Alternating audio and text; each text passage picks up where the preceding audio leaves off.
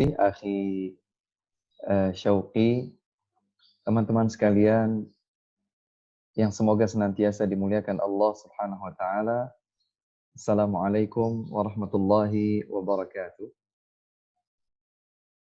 A'udzu billahi minasyaitonir rajim. Bismillahirrahmanirrahim. Alhamdulillah. Alhamdulillahilladzi arsala rasulahu bil huda wa dinil haqq liyudhhirahu 'alad dini kullihi wa kafa billahi syahida. Asyhadu an la ilaha illallah وحده لا شريك له إقرارا به وتوحيدا وأشهد أن نبينا محمدا عبده ورسوله صلى الله عليه وعلى آله وأصحابه وسلم تسليما مزيدا أما بعد اللهم علمنا ما ينفعنا وانفعنا بما علمتنا وزدنا علما سبحانك لا علم لنا إلا ما علمتنا إنك أنت العليم الحكيم Allahumma inna nas'aluka ilman nafi'an wa na'udzubika min ilmin la yanfa'. Allahumma ati nufusana taqwaha wa zakkiha anta khairu man zakkaha anta waliyuha wa maulaha. Thumma amma ba'du.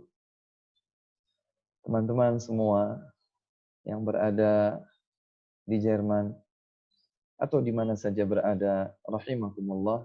Alhamdulillah, senang sekali di kesempatan hari yang berbahagia ini, waktu duha di Indonesia, dan baru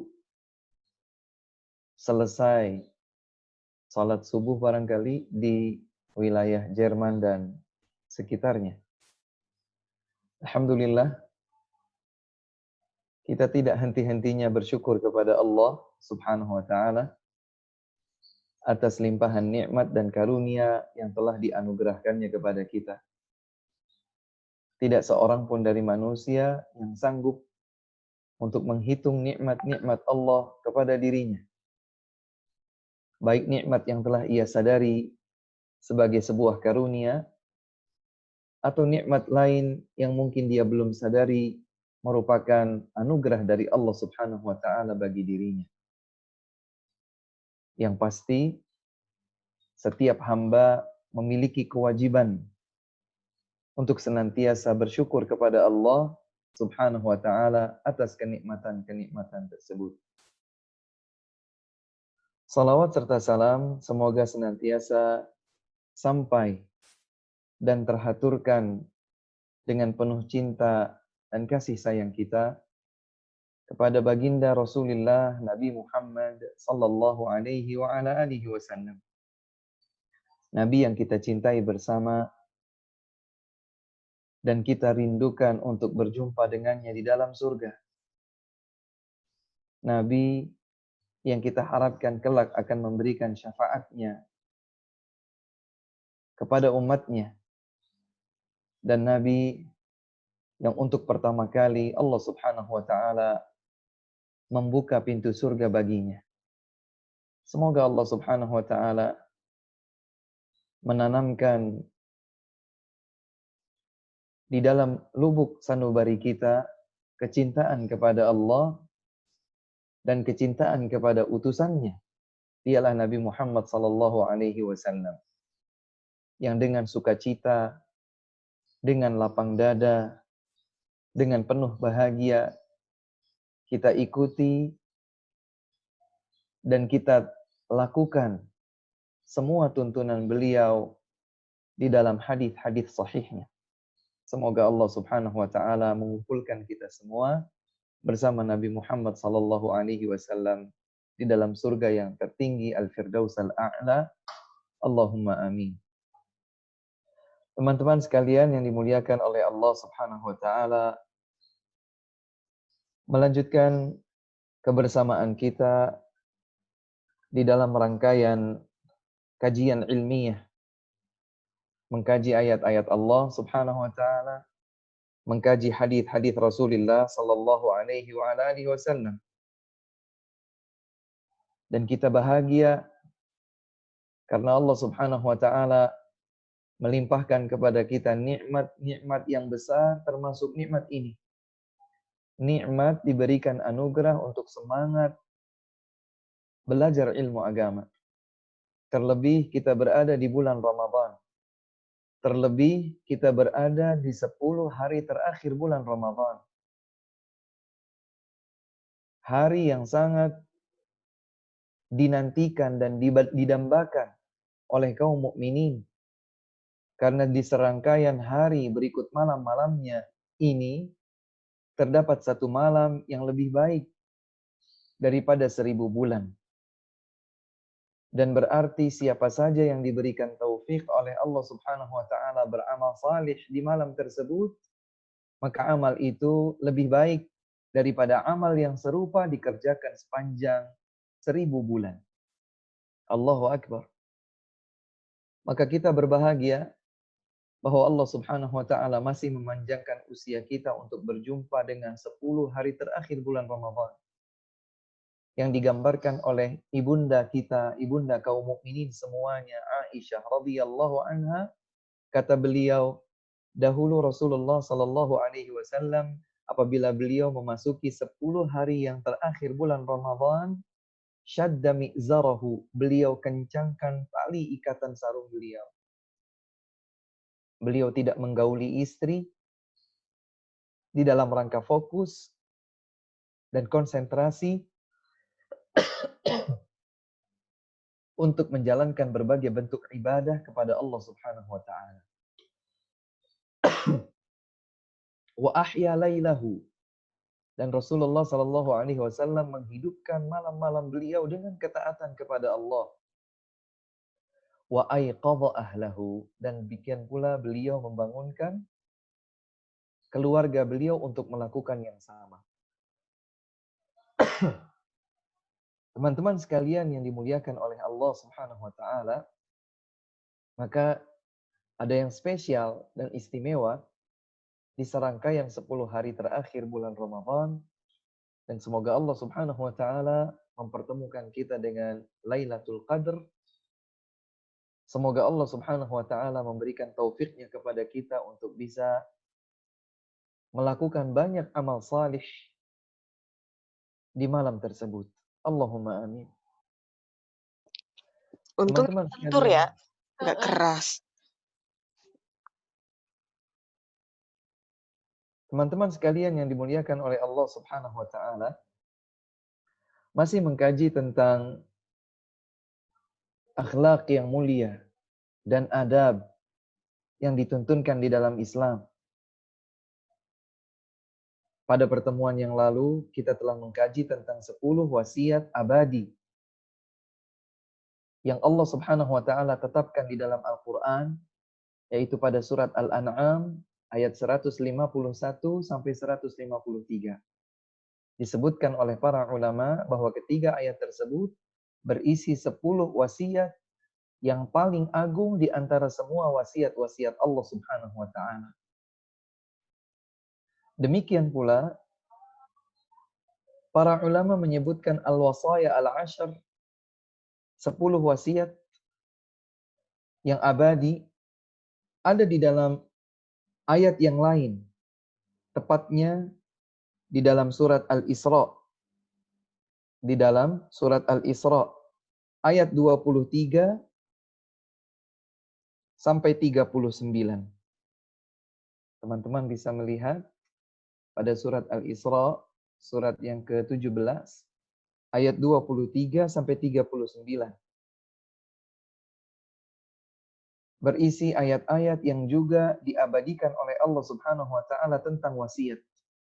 Dan kita semua tahu ya, teman-teman, bahwa wasiat itu adalah sebuah pesan yang kokoh dan dianggap atau dinilai yang paling penting dari pesan-pesan yang lain.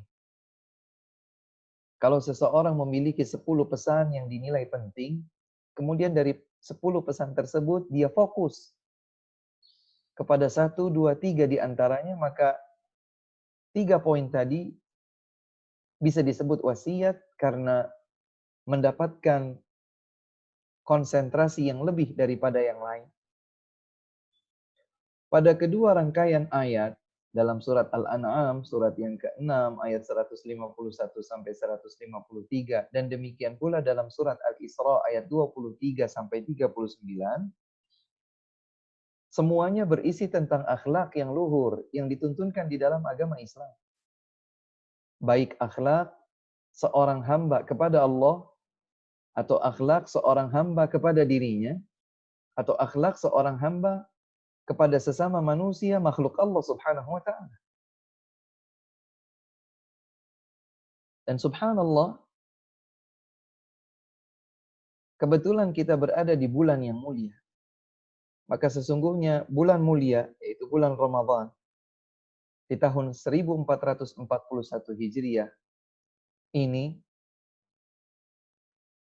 menjadi lebih berbahagia bagi kita karena memang Ramadan adalah madrasatul akhlak. Ramadan merupakan bulan madrasah yang melatih, yang mendidik, dan menanamkan nilai-nilai luhur pada akhlak yang mulia. Di antara sekian banyak nilai akhlak mulia yang ada pada bulan Ramadan adalah bahwa Ramadan merupakan bulan iman. Mengapa demikian? Karena Allah Subhanahu wa taala mewajibkan siyam Ramadan, mewajibkan siyam di sepanjang Ramadan dan memanggil kaum mukminin atas nama iman untuk menyambut kewajiban tersebut dengan sukacita menjalankan siyam. Demikian pula Allah Subhanahu wa taala mewahyukan kepada Nabi Muhammad sallallahu alaihi wasallam sehingga beliau mengabarkan kepada kita semua sebagai umatnya bahwa barang siapa yang berpuasanya di bulan Ramadan atas dasar iman dan atas dasar mengharapkan balasan pahala dari Allah Subhanahu wa taala, maka hamba yang seperti itulah yang kelak akan mendapatkan ampunan dari dosa-dosa yang telah lalu sebelumnya. Subhanallah. Demikian pula barang siapa yang melakukan qiyam, artinya tarawih, di malam-malam bulan Ramadan atas dasar iman dan mengharapkan balasan pahala dari Allah Subhanahu wa taala, maka diampuni baginya dosa-dosa yang telah lalu. Maka Ramadan adalah madrasatul akhlak. Dimulai dari iman. Karena iman adalah akhlak seorang hamba kepada Allah Subhanahu wa taala. Ramadan adalah madrasatul akhlak, madrasahnya akhlak untuk melakukan muraqabah, merasa diawasi oleh Allah Subhanahu wa taala. Ramadan adalah madrasah yang mengajarkan kepada kita untuk hanya merasa diawasi oleh Allah karena kita tidak harapkan dari semua amal salih kita kecuali balasan dari Allah Subhanahu wa taala. Sehingga sampai pun tidak ada seorang pun di antara manusia yang memuji amal ibadah kita, memberikan memberikan apresiasi terhadap amal ibadah kita, itu tidak penting. Karena yang paling penting adalah pengakuan, apresiasi, dan balasan kebaikan dari Allah Subhanahu wa taala. Ramadan mengajarkan kita untuk itu. Imanan wahtisaban, imanan wahtisaban. Karena dorongan iman dan ingin mendapatkan balasan pahala dari Allah Subhanahu wa taala. Sebagaimana juga teman-teman yang dimuliakan Allah Subhanahu wa taala, Ramadan adalah madrasatul akhlak. Ramadan adalah madrasatul akhlak, madrasah pembentukan akhlak yang mulia. Dan banyak sekali dalil-dalil yang menyebutkan hal tersebut. Secara spesifik tentang akhlak-akhlak tertentu. Di antaranya adalah kesabaran. Ramadan adalah madrasah untuk membentuk dan menguatkan kesabaran. Bagaimana tidak, bahkan Nabi Muhammad SAW menyebutkan Ramadan sebagai bulan kesabaran. Ya, Nabi Muhammad SAW menyebut Ramadan sebagai bulan kesabaran. Di dalam sebuah hadis yang diriwayatkan oleh Ibnu Majah dari sahabat mulia Abu Hurairah radhiyallahu anhu, Nabi Muhammad SAW bersabda, "Sum syahras sabri Ramadan wa thalathata ayyamin min kulli yawm, min kulli syahr." Kata Nabi Muhammad SAW, "Sum syahras sabri Ramadan." Berpuasalah engkau di bulan kesabaran, yaitu Ramadan. Dan di 3 hari dalam setiap putaran bulan Qamariyah, bulan Hijriyah, di setiap bulan. Baik 3 hari yang dimaksud adalah Ayyamul Bidh, tanggal 13, 14, 15, di mana bulan menjadi purnama sehingga disebut putih. Ataupun 3 hari mana saja di antara putaran siklus 1 bulan Hijriyah. Maka Nabi SAW berpesan, berpuasalah engkau di bulan kesabaran, yaitu Ramadan, dan di 3 hari di setiap bulan. Subhanallah, berarti Nabi Muhammad SAW mengajarkan kita bahwa Ramadan adalah bulan kesabaran yang berarti kita perlu belajar untuk bersabar dan meningkatkan kesabaran. Dan Nabi SAW menyatakan, sebagaimana pada awal-awal pertemuan kita telah bahas, jika kesabaran adalah akhlak yang mulia, maka ada seseorang yang memang telah dianugerahkan oleh Allah karunia berupa kesabaran, dan ada pula sebagian orang yang semula tidak memiliki akhlak sabar, belum memiliki akhlak sabar, kemudian akhirnya Allah Subhanahu wa taala menganugerahkan akhlak kesabaran itu dengan perjuangannya. Nabi bersabda, "Wa man yatasabbar yusabbirhu Allah." Barang siapa yang bersungguh-sungguh untuk bersabar, niscaya Allah akan menganugerahkan kesabaran baginya. Bersabar yang termasuk akhlak para nabi dan rasul, juga merupakan tuntunan Allah Subhanahu wa taala bagi kita semua kaum mukminin. Para nabi dan rasul memiliki akhlak kesabaran. Allah berfirman, "Fasbir kama sabara ulul azmi minar rusul." Bersabarlah engkau wahai Muhammad sebagaimana kesabaran ulul azmi di antara para rasul. Jadi para rasul semuanya bersabar. Kesabaran ulul azmi, Nabi Nuh, Nabi Ibrahim, Nabi Musa, Nabi Isa, luar biasa jika dibandingkan dengan kesabaran para nabi dan rasul yang lainnya. Maka Nabi Muhammad SAW diperintahkan oleh Allah Subhanahu wa taala untuk bersabar seperti kualitas kesabaran para ulul azmi di antara para rasul. Maka Allah Subhanahu wa taala perintahkan kita kaum mukminin untuk bersabar. Ya ayyuhalladzina amanu sabiru wasabiru warabitu wattaqullaha la'allakum tuflihun. Wahai kaum yang beriman, bersabarlah kalian, bersungguh-sungguhlah dengan kesabaran tersebut. Jadi ada perintah untuk bersabar dan bersungguh-sungguh untuk kesabaran. Dan Allah Subhanahu wa taala jadikan salah satu di antara kriteria hamba yang akan terselamatkan dari kerugian dunia dan akhirat adalah hamba-hamba yang saling mengingatkan dengan kesabaran. Wa tawasau bil haqqi wa tawasau bis sabr. Dalam ayat yang lain pada surat Al-Balad, wa tawasau bis sabri wa tawasau bil marhamah. Saling berwasiat dengan kesabaran dan saling berwasiat dengan kasih sayang. Masya Allah. Maka Ramadan adalah bulan untuk pembentukan akhlak. Demikian pula kita dapatkan dalam hadis yang lain menjelaskan kepada kita bahwa Ramadan adalah bulan akhlak. Diriwayatkan oleh Al-Bukhari dan Muslim juga dari Abu Hurairah radhiyallahu anhu, Nabi Muhammad sallallahu alaihi wasallam menyatakan, "Washiyamu junnah." Puasa itu adalah perisai, tameng, yang akan memberikan perlindungan bagi seorang hamba dari berbagai keburukan, baik di dunia ataupun di akhirat. As-saumu junnah, as-siyamu junnah. Dan puasa itu adalah tameng. Fa idza kana yaumu shaumi ahadikum fala yarfuthu wala yaskhab. Maka apabila salah seorang di antara kalian berada di hari di mana ia berpuasa, janganlah ia melakukan yang keji, yang kotor, yang jorok, ataupun berteriak-teriak. Fa in sabbahu ahadun aw qatalahu falyaqul inni mru'un sha'im. Seandainya mungkin sampai ada seseorang yang menyakitinya, mencaci makinya, bahkan memeranginya, maka cukuplah ia merespon dengan mengatakan, sesungguhnya aku sedang berpuasa. Akhlak. Menahan emosi amarah dan berusaha untuk memberikan maaf serta menyikapi dengan yang lebih baik.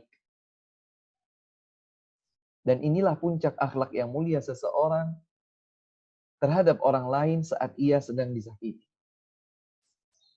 Kemudian Rasulullah sallallahu alaihi wasallam bersabda, "Fawallahi, demi Allah, la khalufu famis shaimi 'indallahi atyabu min rihil misk." Demi Allah, bau tidak sedapnya seseorang yang mulut seseorang yang sedang berpuasa, bau tidak sedapnya mulut seseorang yang sedang berpuasa lebih harum di sisi Allah Subhanahu wa taala, lebih harum daripada minyak kasturi atau misk.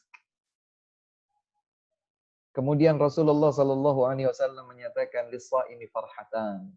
Bagi seorang hamba yang berpuasa dia mendapatkan dua kebahagiaan. Dua kebahagiaan. Maka tidak berlebihan kalau kita tetap harus berbahagia sekalipun kita berada di tengah wabah corona. Kenapa kita berbahagia? Karena kita dipertemukan oleh Allah dengan Ramadan. Karena kita dimudahkan oleh Allah untuk menjalankan ibadah siyam sepanjang Ramadan. Dan karena kita mendapatkan peluang-peluang kebaikan, baik ampunan Allah Subhanahu wa taala atau yang lainnya sepanjang Ramadan, bahkan Nabi menyatakan bagi setiap hamba yang berpuasa dia akan mendapatkan dua kebahagiaan sekaligus.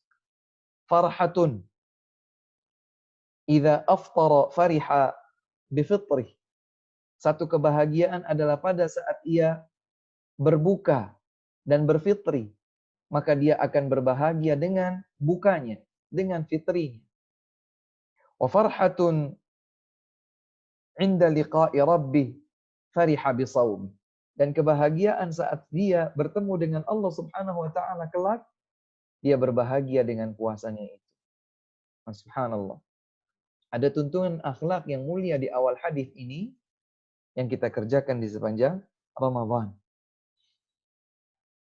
Dan sahabat Jabir bin Abdullah radhiyallahu taala anhuma pernah berkata, "Idza sumta falyasum sam'uka wa basaruka wa lisanuk 'anil kadhib wal maharim." Apabila engkau sedang berpuasa, maka hendaklah ikut juga berpuasa pendengaranmu, penglihatanmu, lisanmu, baik dari berdusta ataupun dari semua yang diharamkan oleh Allah Subhanahu wa taala. Subhanallah. Jadi kalau kita sedang berpuasa, maka jangan cuma sekedar menahan diri dari lapar, tidak makan, tidak minum, tidak mendatangi istri, tapi hendaklah pula ikut berpuasa lisan kita, pandangan kita, pendengaran kita, baik dari ucapan dusta ataupun dari hal-hal yang diharamkan oleh Allah Subhanahu wa taala. Nabi bersabda, "Man lam yada' qaula az-zuri wal 'amala bihi, falaysa lillahi hajatun fi an yada'a ta'amahu wa syarabahu." Siapa yang tidak meninggalkan ucapan dusta atau berbuat apapun yang memiliki unsur dusta, atau dia bertindak bodoh wal jahla, melakukan keharaman-keharaman Allah Subhanahu wa taala, maka Allah tidak butuh kepada puasanya. Dia tinggalkan makan, dia tinggalkan minum, dia bertahan, berjuang dan seterusnya. Allah tidak butuh dengan itu semua jika dia tidak menahan dirinya, menahan lisannya dari berdusta dan dari melakukan keharaman-keharaman Allah Subhanahu wa taala. Subhanallah. Maka diketahui dari ini, sesungguhnya Ramadan mengajarkan kita untuk berakhlak yang mulia. Maka di kesempatan yang mulia ini, kita perlu mengetahui serangkaian wasiat dari Allah Subhanahu wa taala yang diabadikan dalam Al-Qur'an juga tentang pembentukan akhlak yang mulia. Tidak hanya di bulan Ramadan, tapi di sepanjang hayat kita. Allah abadikan di dalam Al-Wasaya Al-Ashr, 10 wasiat abadi pada surat Al-Isra, surat ke-17, mulai dari ayat 23. Coba kita lihat, dan teman-teman yang mungkin mengikuti dengan mushaf Al-Quran, boleh langsung melihatnya, terutama yang mungkin ada terjemahan untuk bisa memudahkan memahami secara bahasa. Demikian pula setidaknya kalau tidak sedang dekat dengan mushaf Al-Quran, bisa menjadikan catatannya terlebih dahulu sebelum nanti di cross check setelah kajian usai. Allah Subhanahu wa taala berfirman di ayat ke-23 dalam surat Al-Isra. A'udzu billahi minasyaitonir rajim. Wa qada rabbuka alla ta'budu illa iyyah. Allah Subhanahu wa taala menetapkan.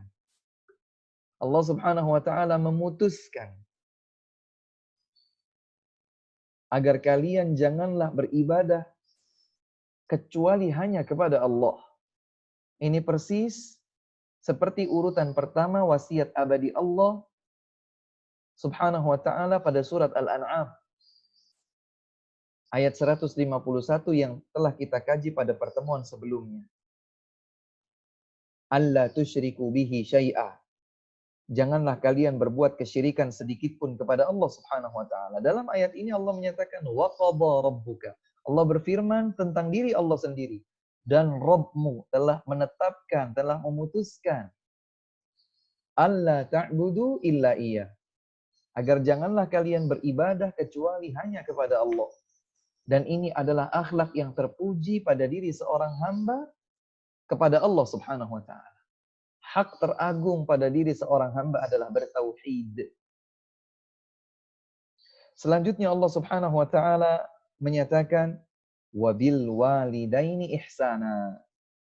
Urutan berikutnya setelah wasiat dengan tauhid, Allah Subhanahu wa taala menyatakan dan hendaklah engkau berbuat baik kepada kedua orang tuamu. Juga sama persis seperti urutan kedua yang Allah sebutkan pada wasiat abadi sebelumnya di surat Al-An'am ayat 151.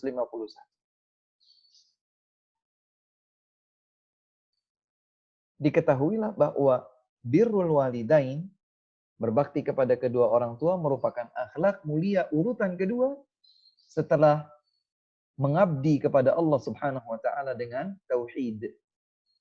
Maka bertauhid kepada Allah Subhanahu wa taala adalah kewajiban yang pertama dan utama.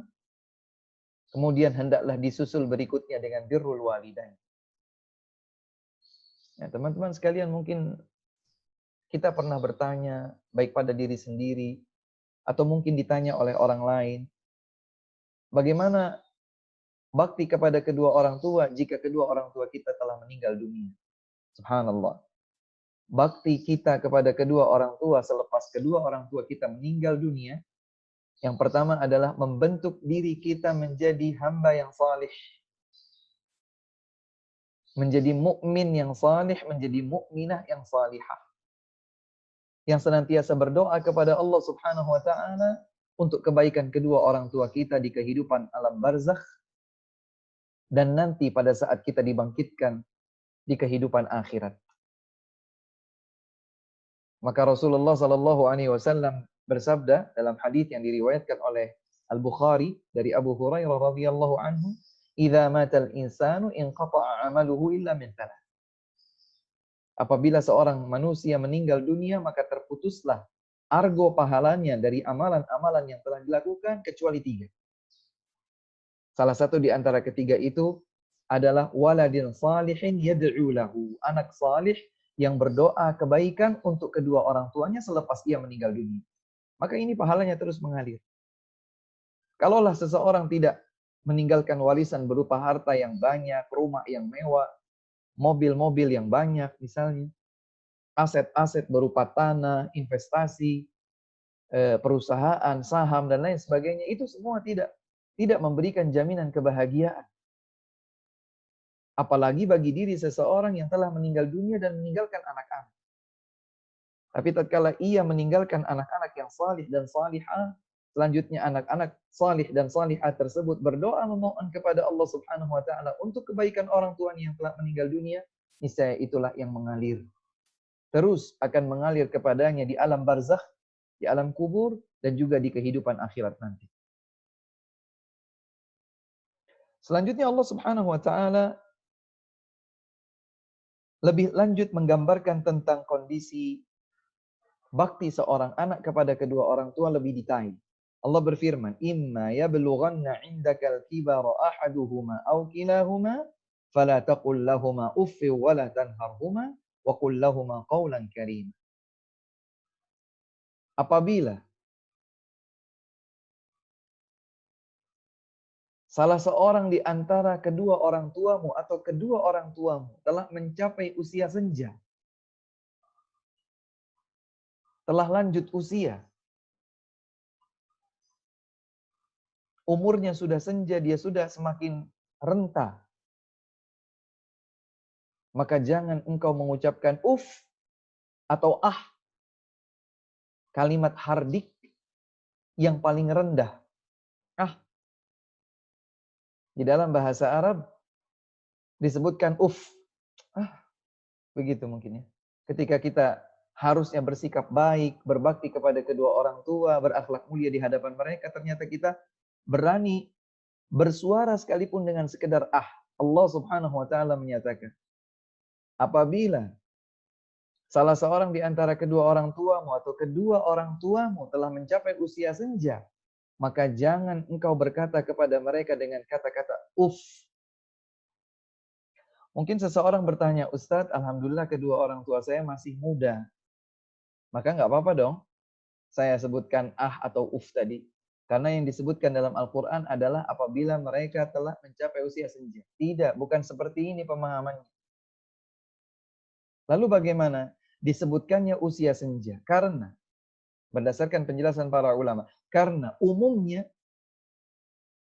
bakti seorang anak untuk kedua orang tua yang semakin berusia senja membutuhkan kesabaran lebih.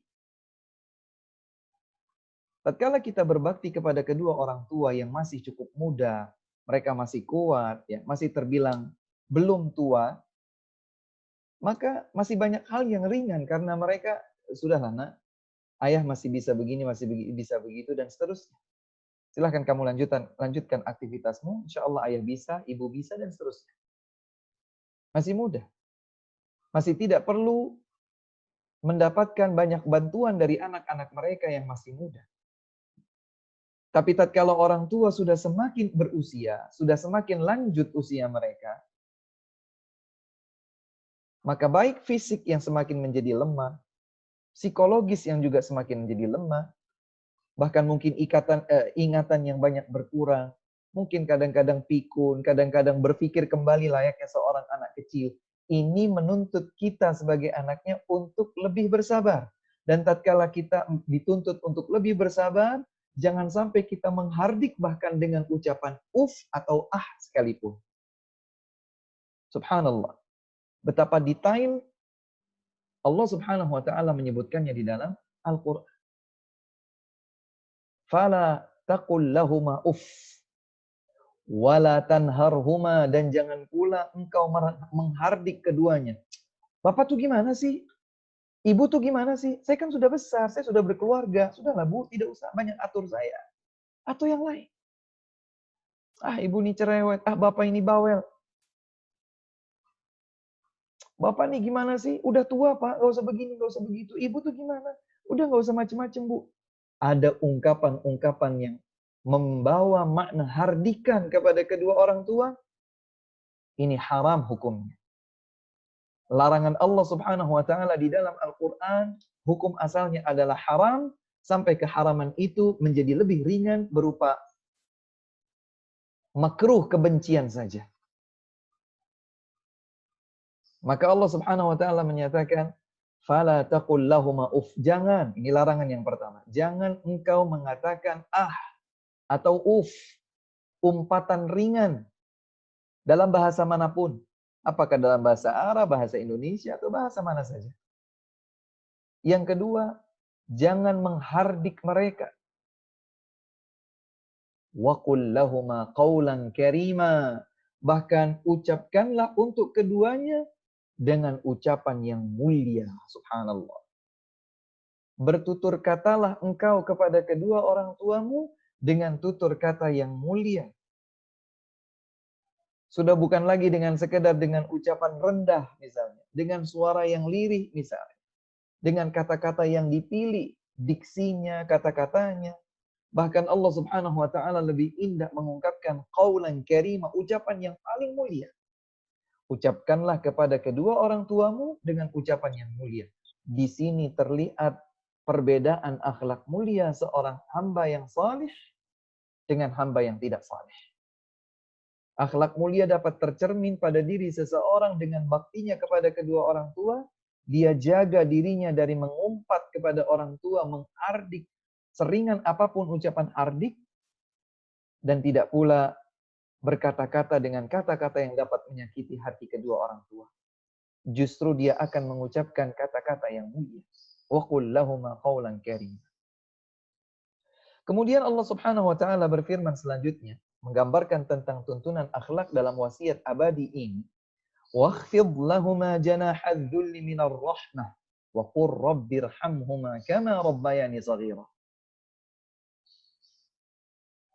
Dan tundukkanlah, rendahkanlah sayap kasih sayangmu, sayap kerendahanmu di hadapan kedua orang tua. Ini artinya adalah tawadhu', rendah hati di hadapan orang tua. Jangan angkuh, jangan tinggi hati, jangan sombong, jangan lupa diri kepada kedua orang tua. Rendahkan sayap kehinaanmu kepada kedua orang tuamu. Tawadhu'. Rendah kepada orang tua. Dan di antara makna rendah adalah, misalnya orang tua butuh sesuatu, maka kita yang menghadirkannya layaknya seorang pelayan. Kalau orang tua kita sakit, maka kitalah yang merawat layaknya seorang perawat. Atau bahkan lebih daripada itu, sebagai layaknya seorang dokter bertanya kenapa dan seterusnya. Layani mereka, dampingi mereka, sayangi mereka, perhatikan mereka. Rendah hati di hadapan mereka. Wa qur rabbirhamhuma. Selanjutnya, saat engkau tidak berhadapan langsung dengan orang tua, engkau sedang bermunajat bersama Allah Subhanahu wa taala, maka mohonkan ampunan kepada Allah untuk mereka berdua. Wa qul lahuma wa qur rabbirhamhuma. Panjatkan doa kepada Allah Subhanahu wa taala, ya Allah, sayangilah kedua orang tuaku kama rabbayani shaghira, sebagaimana mereka berdua telah menyayangiku saat aku masih kecil. Masih kita ingat pembahasan tentang birrul walidain pada pertemuan yang lalu, bahwa masing-masing kita ini lupa bahwa dulu orang tua kita yang mengandung kita di dalam rahimnya, di dalam perutnya, tidak kurang dari 9 bulan. Oh Ustaz, saya tidak lupa. Ya, kalau poinnya ingat. Tapi bagaimanakah dahulu rasanya kita digendong di dalam rahim oleh ibu kita? Tidak ada seorang pun dari kita yang ingat. Kemudian kita dilahirkan. Kita juga tidak lihat, tidak ingat bagaimana kedua orang tua kita, terutama ibu saat melahirkan kita. Bagaimana ibu menyusui kita.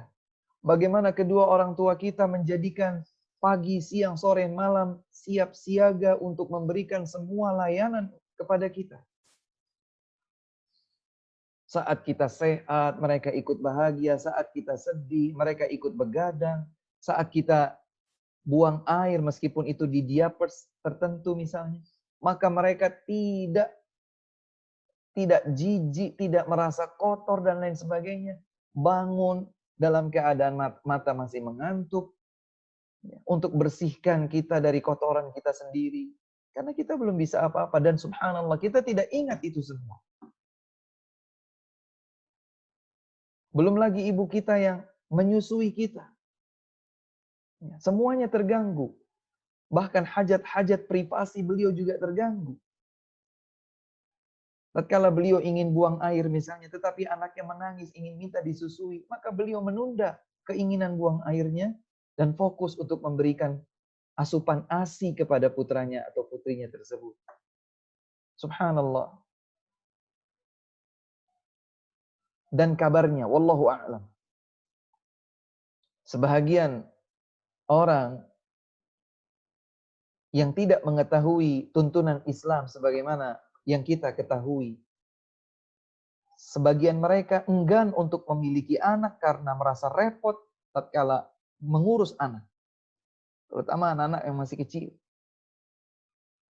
Belum lagi ketika si anak beranjak dewasa, merasa memiliki privasi sendiri sehingga sudah seakan terputus komunikasi yang penuh kasih dan cinta bersama anaknya. Individualisme berada di dalam satu atap yang sama. Dan seterusnya dan seterusnya. Berbeda dengan seorang mukmin yang diingatkan oleh Allah Subhanahu wa taala di dalam ayat-ayat Al-Qur'an yang abadi, dibaca sampai hari kiamat tiba. Bagaimanakah semestinya berbakti kepada kedua orang tua? Maka Allah Subhanahu wa taala menyatakan, wa qur rabbirhamhuma. Ucapkan di dalam doamu, Rabbi, wahai Rabbku, irhamhuma. Sayangi kedua orang tuaku, kama rabbayani shaghira, sebagaimana keduanya dahulu menyayangiku saat aku masih kecil. Bahkan sampai kita sekarang besar, bahkan sampai kita sudah dewasa, sudah menikah, sudah punya anak, kasih sayang orang tua kita tidak pernah terputus untuk kita.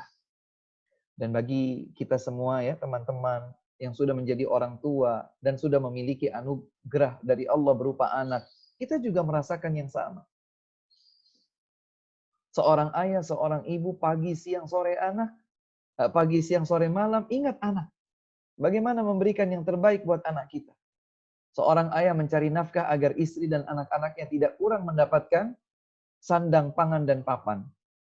Seorang ibu, bagaimana beliau mengatur waktunya, mengatur tenaganya, mengatur istirahatnya, mengatur pikirannya, untuk menjadikan segala sesuatu tepat pada tempatnya. Untuk suaminya, untuk anaknya, anak yang satu, anak yang dua, anak yang tiga, yang masih balita, yang masih butuh disusui, yang sudah dewasa, dan seterusnya. Subhanallahil azim. Kemudian Allah Subhanahu wa taala menyatakan di ayat berikutnya, ayat 25. Rabbukum a'lamu bima fi nufusikum. In takunu salihin fa innahu kana lil awwabina ghafura. Dan Allah Subhanahu wa taala yang lebih mengetahui apa yang ada di dalam diri kalian. Apa yang ada di dalam diri kalian Allah Subhanahu wa taala mengetahui. Jika kalian berbuat baik, bertauhid kepada Allah, menjauhkan diri dari syirik, selanjutnya berbakti kepada kedua orang tua, atau justru kalian membisikkan sesuatu di dalam diri kalian, kedurhakaan kepada kedua orang tua atau kesyirikan misalnya, maka Allah Subhanahu wa taala yang lebih tahu bahkan dibandingkan dengan diri kalian sendiri terhadap diri kalian sendiri. In takunu salihin, seandainya kalian adalah hamba-hamba yang salih, fa innahu kana lil awwabina ghafura. Maka sesungguhnya Dia Allah Subhanahu wa taala Maha memberikan ampun kepada setiap hamba yang kembali kepadanya. Jadi salah satu di antara identitas kaum salihin adalah mereka yang senantiasa kembali kepada Allah, bertaubat, memohon ampun kepada Allah atas dosa-dosa yang dilakukannya. Andai dia mungkin tergelincir dalam syirik, andai dia mungkin tergelincir dalam kedurhakaan kepada orang tua, namun langsung bertaubat kepada Allah Subhanahu wa taala. Begitu ingat, bergegas untuk bertaubat, memohon ampunan Allah Subhanahu wa taala, niscaya Allah Subhanahu wa taala senantiasa membuka pintu taubat kepada mereka. Kemudian Allah Subhanahu wa taala melanjutkan, ini masih pada rangkaian akhlak pembentukan kepribadian seorang muslim, seorang mukmin sebagaimana mestinya dalam rangkaian surat Al-Isra. Dan pada ayat ke-26 Allah Subhanahu wa taala menyatakan, wa ati dzal qurba haqqahu wal miskin wa ibnas sabil wa la tubadzir tabdzira innal mubadzirina kanu ikhwana syayatin wa kana syaitanu li rabbih kafura. pembentukan akhlak, perilaku, dan kepribadian berikutnya dalam rangkaian ayat tentang akhlak ini adalah wa'ati dzal qurba. Dan mendermalah, berilah kepada orang-orang yang membutuhkan di antara kerabatmu yang masih memiliki hubungan kekeluargaan bersamamu. Berinfaklah untuk mereka jika mereka membutuhkan. Dermakan sebagian dari hartamu untuk mereka di antara para kerabat yang membutuhkan. Berikan haknya. Wa'ati dzal qurba haqqahu. Berikan hak. Wal miskin. Dan juga berikan hak pada kaum miskin yang membutuhkan uluran bantuan kita. Terutama sekali di bulan seperti sekarang ini.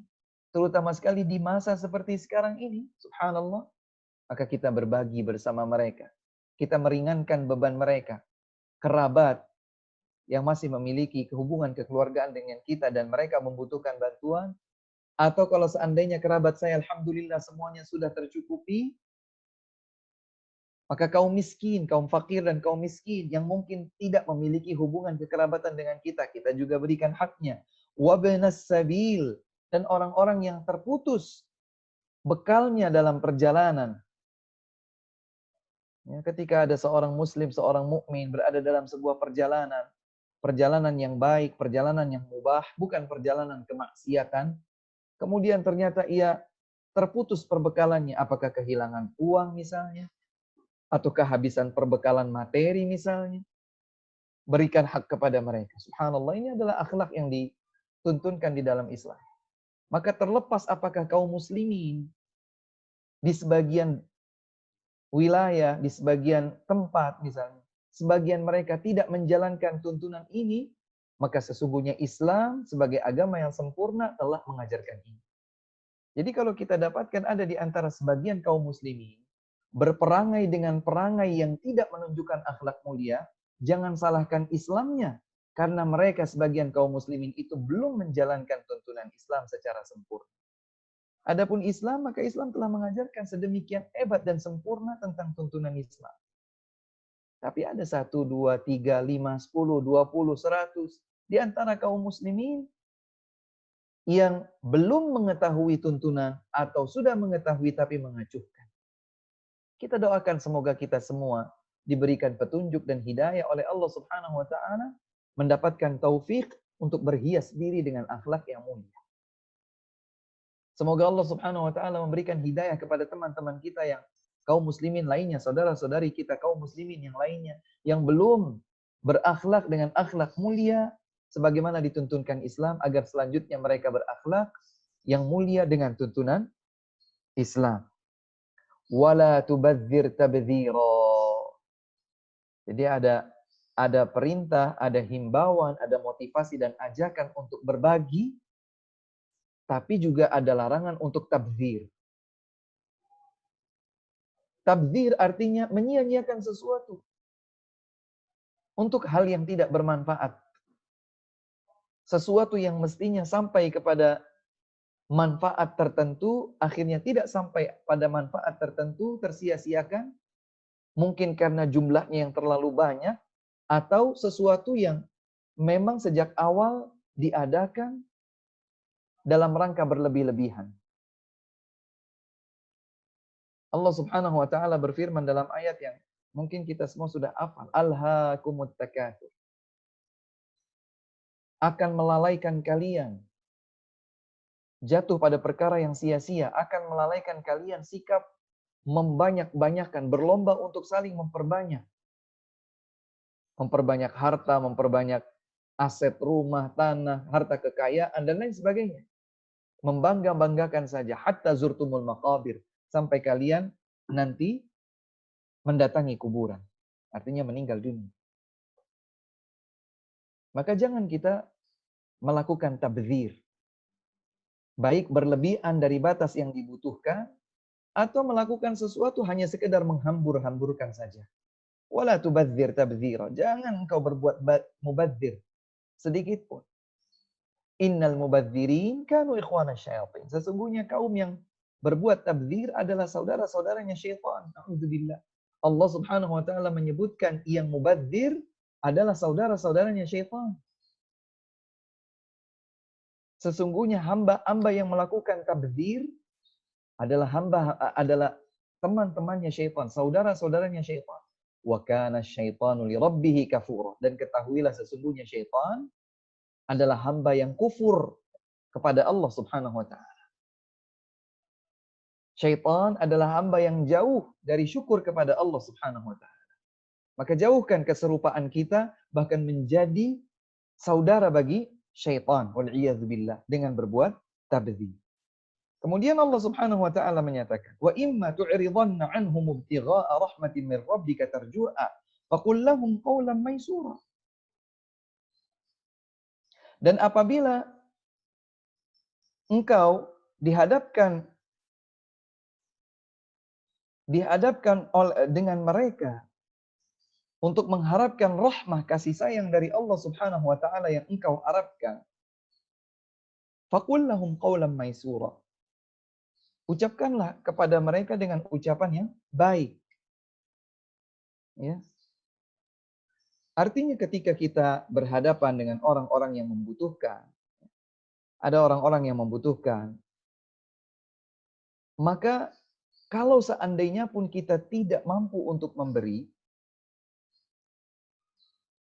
maka jangan sampai kita mengucapkan tutur kata yang menyakitkan hati mereka. Hendaklah kita tetap memberikan kata-kata yang baik dalam rangka mengharapkan rahmat dari Allah Subhanahu wa taala. Ini penting sekali ya untuk kita pahami agar kita ketika berbagi dengan kerabat kita, ya, berbagi dengan kaum fakir miskin, berbagi dengan ibnus sabil, sekemampuan yang kita miliki, maka jangan engkau berpaling untuk berbagi bersama mereka. Sehingga engkau berharap urusannya menjadi mudah. Allah Subhanahu wa taala diharapkan memberikan kasih sayang kepada mereka. Tu'ridu an i'ta'ihim ila waqtin akhar tarju fi innallaha taysirul amr. Jangan engkau tunda. Jangan sampai engkau berkata nanti ya. Nanti coba bulan depan siapa tahu Allah Subhanahu wa taala memudahkan saya untuk bantu. Padahal kita mampu. Jangan. Imma tu'ridanna anhum ibtigha'a rahmatin min rabbika tarju'a faqul lahum qawlan maysura. Faqul lahum qawlan maysura, maka ucapkan dengan kata-kata yang lembut, dengan janji yang indah, yang baik, atau mohon maaf jika memang kita beruzur, maka ini lebih mendamaikan hati mereka. Jangan sampai kemudian kita menyia-nyiakan mereka. Oh, sana-sana, udah besok lagi, bulan depan. Atau yang lain. Jangan. Berbagilah dengan kedermawanan yang kita miliki ini kepada orang-orang yang membutuhkan, terutama adalah kerabat kita, kaum fakir miskin, dan mereka yang membutuhkan bantuan karena perbekalan mereka yang terputus dalam sebuah perjalanan. Kemudian Allah Subhanahu wa taala berfirman, "Wala taj'al yadaka maghlulatan ila 'unuqika wa la tabsutha kullal bast fataq'uda maluman mahsura."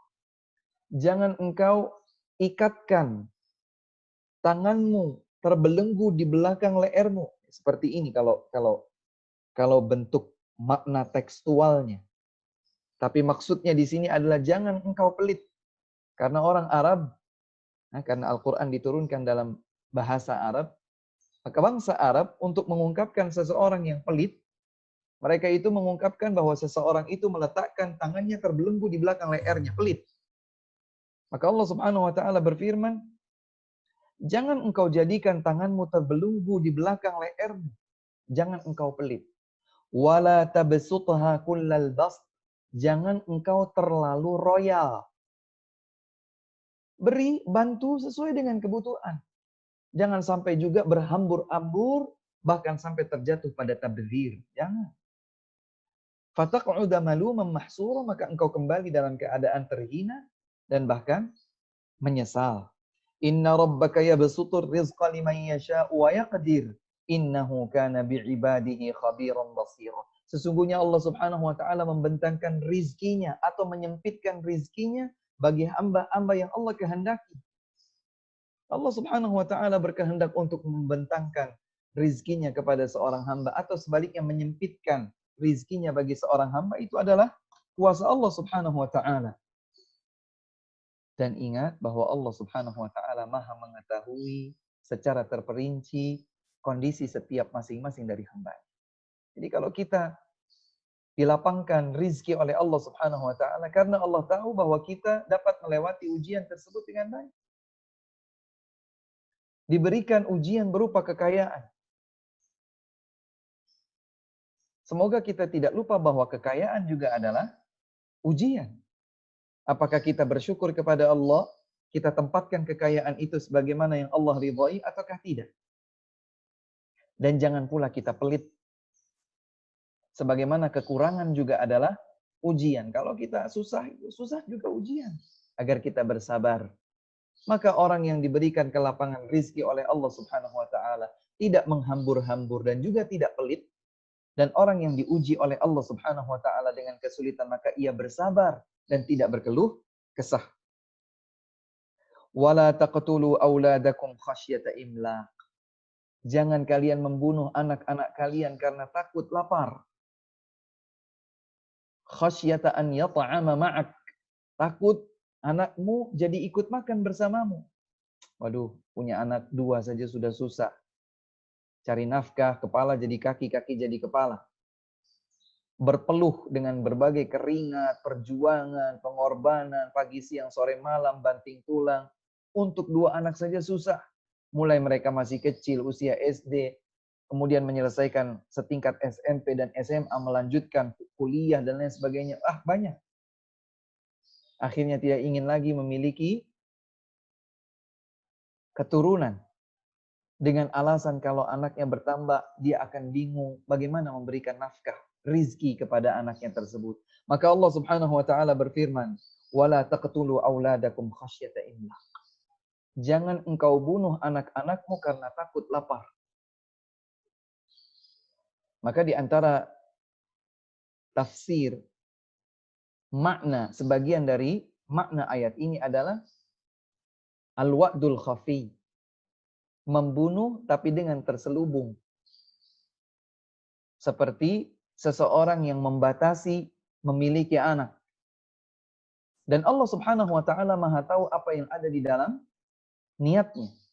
Apabila seseorang membatasi anak karena memang dinyatakan sudah tidak mungkin lagi memiliki anak, misalnya seperti seseorang memiliki kanker rahim misalnya, kemudian rahimnya diangkat misalnya. Atau seseorang memiliki kondisi di mana kalau dia sampai rahimnya terisi janin kembali, maka ada potensi sakit yang sangat besar misalnya. Ini tentu berbeda. Atau seseorang bukan membatasi tapi menjarak. Ingin bahwa anaknya tuntas terlebih dahulu, mendapatkan ASI yang berkualitas, ya. ASI 6 bulan, dilanjutkan 6 bulan berikutnya. Maka Allah sebutkan, وَفِصَالُهُ فِي عَامَيْنِ. Sebagaimana kita sebutkan dalam nasihat indah yang disampaikan Luqman alaihi salam rahimahullah kepada putranya yang Allah abadikan dalam Al-Quran. Al-wa'dul khafi. Membunuh anak tapi dengan cara yang terselubung. Dengan melakukan pembatasan-pembatasan anak keturunan tanpa alasan yang dibenarkan di dalam perspektif syariat Islam. Allah menegaskan, nahnu narzuquhum wa iyyakum. Kami yang memberikan rizki kepada anak-anak kalian dan juga kepada kalian. Inna qatlahum kana khita'an kabira. Sesungguhnya membunuh anak adalah kesalahan yang sangat besar. Wala taqrabuz zina. Dan jangan dekati zina. Subhanallah. Ini di dalam bahasa Arab masuk kategori balaghah. Ya. Sebuah ungkapan yang bahkan memiliki nilai sastra lebih dari ucapan biasanya. Wala taqrabuz zina, jangan engkau dekati zina. Artinya, jangankan melakukan zina, bahkan mendekatinya pun sudah terlarang. Wala, dan janganlah taqrabu, kalian mendekati az-zina, zina. Mendekatinya saja sudah terlarang, apalagi jatuh ke dalamnya. Wala taqrabuz zina, jangan kalian mendekati zina. Innahu kana fahisyatan wa sa'a sabila. Sesungguhnya itu adalah perbuatan yang kotor, keji, dan jalan yang buruk untuk ditempuh. Kalau kita ingin melampiaskan syahwat, ya, dan normal manusiawi kita memiliki hasrat kepada pasangan, ya, seorang laki-laki kepada perempuan, seorang perempuan kepada laki-laki, manusiawi ada. Maka tempuhlah jalan yang dibenarkan oleh Allah Subhanahu wa taala untuk ditempuh. Apa itu? Menikah. Jangan kemudian dipenuhi hasrat tersebut dengan bisikan syaitan berupa zina. Mendekatinya saja sudah tidak boleh. Wala taqtulun nafsal lati harramallahu illa bil haqq. Dan jangan kalian membunuh jiwa yang telah Allah Subhanahu wa taala haramkan kecuali dengan hak. Jadi tidak boleh kita membunuh jiwa yang telah diharamkan untuk dibunuh oleh Allah Subhanahu wa taala. Kecuali yang memang diperbolehkan. Ada yang dikecualikan oleh Allah Subhanahu wa taala untuk dibunuh. Di dalam hukum fikih misalnya, Nabi Muhammad SAW bersabda, beliau bersabda menyatakan,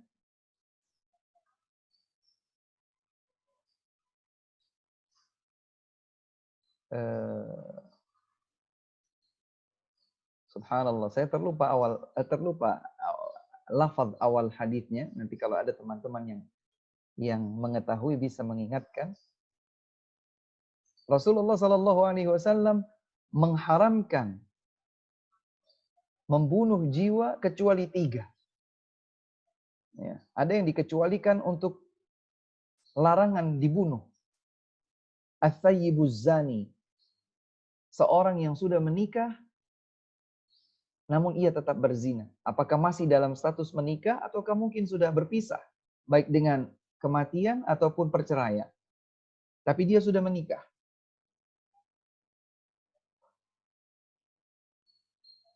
Kemudian yang dikecualikan yang kedua adalah an-nafsu bin nafsi. Qisas, seseorang membunuh orang lain. Kemudian keluarga yang dibunuh tidak bisa menerima. Mereka menuntut pembalasan. Maka balasan tersebut disebut qisas. Membunuh dibalas dengan dibunuh. Meskipun dia adalah seorang muslim yang mengucapkan 2 kalimat syahadat misalnya, yang menegakkan salat misalnya, tapi ia tergelincir dalam perbuatan ini, maka bisa saja ia pada akhirnya dibunuh karena perbuatan pembunuhan yang dia lakukan. Wattariku lidinihil mufariqu lil jamaah. Ya, yang meninggalkan agama dengan kemurtadan. Ya, maka Allah Subhanahu wa taala mengharamkan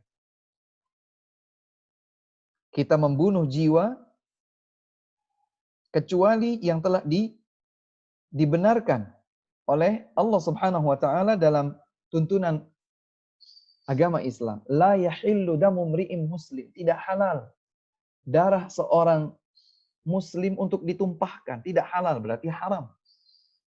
Illa bi ihda thalath, kecuali dengan salah satu di antara 3 hal. Maka Allah Subhanahu wa taala menyatakan wala taqtulun nafsal lati harramallahu illa bil haqq, kecuali dengan alasan yang hak. Ya seperti tadi. Ya, ketika dia berzina misalnya, atau dia murtad meninggalkan agama Islam misalnya, atau al-mufariq atau qisas, membunuh. Ya, pembunuhan yang dibalas dengan pembunuhan. Itu adalah yang dikecualikan sebagai hak untuk ditumpahkan darahnya. Wa man qutila mazluman faqad ja'alna liwaliyhi sultana fala yusrif fil qatl. Dan apabila ada yang dibunuh secara zalim, maka kami telah menjadikan walinya, keluarganya, sebagai penguasa, sebagai yang mengambil kuasa. Artinya keluarga yang dibunuh secara zalim tadi, keluarga mereka, keluarga si korban yang dibunuh ini, bisa menuntut menjadi sultan, menjadi yang dialih kuasakan. Fala yusrif fil qatl. Boleh baginya untuk meminta orang lain untuk meminta kepada pemerintah kaum muslimin untuk membalas pembunuhan yang dilakukan kepada keluarga mereka. Tapi jangan berlebihan. Fala yusrif fil qatl. Tidak boleh berlebihan. Misalnya si A membunuh si B. Keluarga si B tidak terima. Maka keluarga si B ini meminta agar si A dibunuh. Si A membunuh si B dengan cara penggal kepala. Maka keluarga si B tidak boleh meminta lebih daripada itu. Kami minta dipenggal kepalanya dan dicincang, dipisah-pisahkan tangan, kaki, dan perutnya, misalnya. Maka ini tidak boleh. Fala yusrif fil qatl. Innahu kana mansura. Karena sesungguhnya dengan seperti itu, maka siapa saja yang terzalimi akan diberikan haknya dan pertolongan untuknya. Selanjutnya Allah Subhanahu wa taala membentuk akhlak mulia kita pada wasiat abadi dalam rangkaian ayat ini dengan firman-Nya wala taqrabu malal yatimi illa billati hiya ahsan. Jangan dekati harta anak yatim, dekati saja jangan. Apalagi kita main-main masuk ke dalam harta anak yatim kemudian nilep, ngutil dan lain sebagainya, jangan. Illa billati hiya ahsan, kecuali jika kita ingin memperlakukan harta tersebut dengan baik. Ini si yatim ini masih kecil, dia belum tahu bagaimana memanfaatkan uangnya agar bisa berkembang dan seterusnya. Boleh kita ambil, walinya itu boleh mengambilnya, tetapi untuk dikembangkan harta tersebut, misalnya dijadikan sebagai modal bisnis yang sudah diperhitungkan, insya Allah lebih besar potensi menguntungkannya daripada potensi kerugiannya. Dipelajari dengan baik. Kalau diambil harta anak yatim untuk dikelola, dikembangkan, maka insya Allah ini baik. Sementara kalau diambil tanpa hak, maka ini sebetulnya terlarang. Hatta ya belugha asyuddah. Sampai si yatim anak kecil ini, sampai kepada usia dewasa. Oleh sebab itu, para ulama menjelaskan, yang disebut anak yatim adalah anak yang masih kecil, belum sampai pada usia aqil baligh, namun sudah ditinggal wafat oleh ayahnya. Ditinggal wafat ya, bukan sekedar ditinggal bercerai. Nah, kalau seorang laki-laki, seorang anak, ya,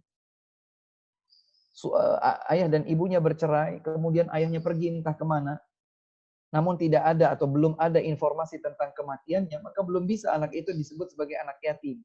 Yang disebut anak yatim adalah seorang anak yang belum sampai pada usia aqil baligh atau balaghal asyud, sudah mencapai usia aqil baligh kedewasaan, ditinggal wafat oleh ayahnya, maka anak ini disebut anak yatim. Kalau anak yatim ini mendapatkan harta waris peninggalan yang cukup banyak, maka tidak boleh kita mengambilnya.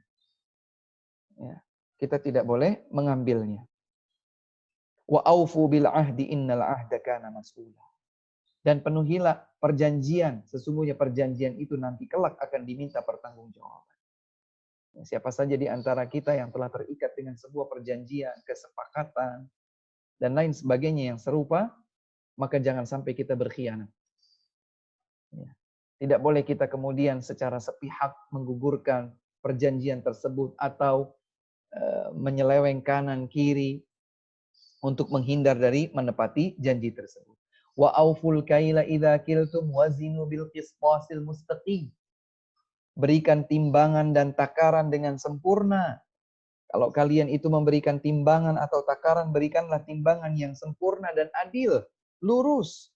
Dzalika khairu wa ahsanu ta'wila. Itulah yang terbaik dan jalan yang benar. Subhanallah. Jadi sebagaimana kami sebutkan sebelumnya, tidak boleh kita berpikir bahwa jujur itu sesuatu yang sekedar baik. Ini berpahala. Kalau kita memberikan timbangan yang penuh, sebagaimana mestinya untuk konsumen kita saat bertransaksi jual beli misalnya, itu adalah pahala. Sebagaimana kita tersenyum kepada saudara kita dinyatakan sebagai sebuah pahala, demikian pula memenuhi timbangan, takaran, memenuhi janji yang sudah terikat, disepakati sebelumnya, ini juga semua bernilai pahala di sisi Allah Subhanahu wa taala. Wala taqfu ma laysa laka bihi ilm. Dan jangan engkau ikuti apa yang engkau tidak berilmu tentangnya. Ya, membeo, ikut-ikutan sama orang, plagiat. euforia dalam urusan agama. Hanya sekedar pokoknya tenar, ya cukup dikenal, ikut-ikutan. Saya coba-coba. Jangan. Allah Subhanahu wa taala menyatakan wala taqfu. Jangan engkau ikuti. Ma laisa laka bihi ilm. Apa yang engkau tidak berilmu tentangnya. Artinya kalau kita ingin mengikuti sesuatu, mempercayai sesuatu, melakukan sesuatu, pastikan bahwa sesuatu tersebut telah sesuai dengan kebenaran yang ada dalam Al-Quran, ada dalam hadis, sesuai dengan pemahaman para sahabat radhiyallahu ta'ala anhum ajma'in. Tidak buru-buru mengambil hoax atau berita-berita isu. Baru sekedar isu kemudian kita ikut-ikutan, baik sekedar informasi atau sesuatu yang memiliki konsekuensi tertentu. Jangan ikut-ikutan. Apalagi dalam menjalankan agama ini, meyakini sesuatu datang dalam agama ini. Kalau sekedar ikut-ikutan, maka dilarang oleh Allah Subhanahu wa taala di sini. Wala taqfu ma laisa laka bihil ilm. Apa yang engkau tidak berilmu tentangnya. Inna sam'a, sesungguhnya pendengaran, wal basara, dan penglihatan, wal fuad, dan jantung kalbu kita ini, kullu ulaika kana anhu mas'ula. Semuanya akan diminta pertanggungjawaban di hadapan Allah Subhanahu wa taala. Allahu akbar. Allahu akbar. Ini adalah pokok-pokok akhlak mulia yang Allah abadikan dalam Al-Qur'an. Kemudian Allah berfirman, wala tamshi fil ardi maraha. Jangan engkau berjalan di atas muka bumi ini dengan penuh kesombongan, jangan. Dan kita sudah bahas sebelumnya.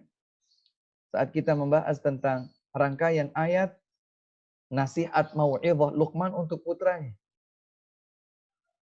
Waqsid fi mashyika. Sederhanalah engkau di dalam berjalan. Di sini Allah menyatakan wala tamshi fil ardi maraha. Jangan engkau berjalan di muka bumi ini dengan kesombongan. Dan dalam hadis disebutkan barang siapa yang sombong dalam berjalan, maka sungguh dia akan dibenamkan di dalam perut bumi dan Allah akan mengguncang-guncangkannya sampai hari kiamat tiba. Artinya jika dia meninggal dunia, maka balasan atas kesombongannya tersebut adalah Allah akan kocak-kocak dia, Allah akan guncangkan dia di dalam bumi sampai hari kiamat tiba. Innaka lan takhriqal arda wa lan tablughal jibala tula. Kenapa kita dilarang untuk sombong di dalam berjalan? Allah Subhanahu wa taala mengisyaratkan dengan firman-Nya innaka lan takhriqal arda. Sesungguhnya engkau tidak akan mimpi melubangi bumi. Sehebat apapun engkau itu tidak bisa sampai kemudian melubangi bumi. Atau engkau secara otomatis akan bisa berjalan melewati mencapai gunung misalnya. Enggak. Sesungguhnya kita semua adalah hamba-hamba yang lemah dan kita tidak mencapai sesuatu, tidak memiliki kemampuan melakukan sesuatu kecuali dengan izin Allah Subhanahu wa taala. Maka Allah Subhanahu wa taala menyatakan jangan engkau berjalan dengan penuh kesombongan. Jangan berjalan dengan kesombongan. Innaka lan takhriqal arda. Engkau tidak mampu untuk melubangi bumi. Walan tablughal jibala tula. Ketinggianmu pun sehebat apapun engkau tidak akan mencapai puncak gunung. Ada orang tingginya sepuncak gunung? Tidak. Dan disinilah dibutuhkan akhlak berupa tawadhu'. Ya, berupa tawadhu'. Semakin seseorang itu sombong, sebetulnya semakin dia itu akan rendah dan akan hina. Syekh Abdul Rahman bin Nasir Sa'di berkata, innaka lan takhriqal arda wa lan tablughal jibala tula. Perbuatan sombongmu itu justru akan menjadikanmu hina di sisi Allah Subhanahu wa taala dan rendah di hadapan makhluk-makhluk yang engkau dibenci dan dimurkai oleh banyak orang. Karena sombong adalah akhlak yang tercela. Setiap orang nggak suka ada orang lain yang sombong. Meskipun kesombongan itu mungkin tidak berdampak langsung kepadanya. Tapi kesombongan yang dilakukan oleh sebagian orang, ketika dilihat oleh orang lain itu tidak simpatik. Kita tidak bisa simpatik terhadap orang-orang yang sombong, wal'iyadzu billah. Kemudian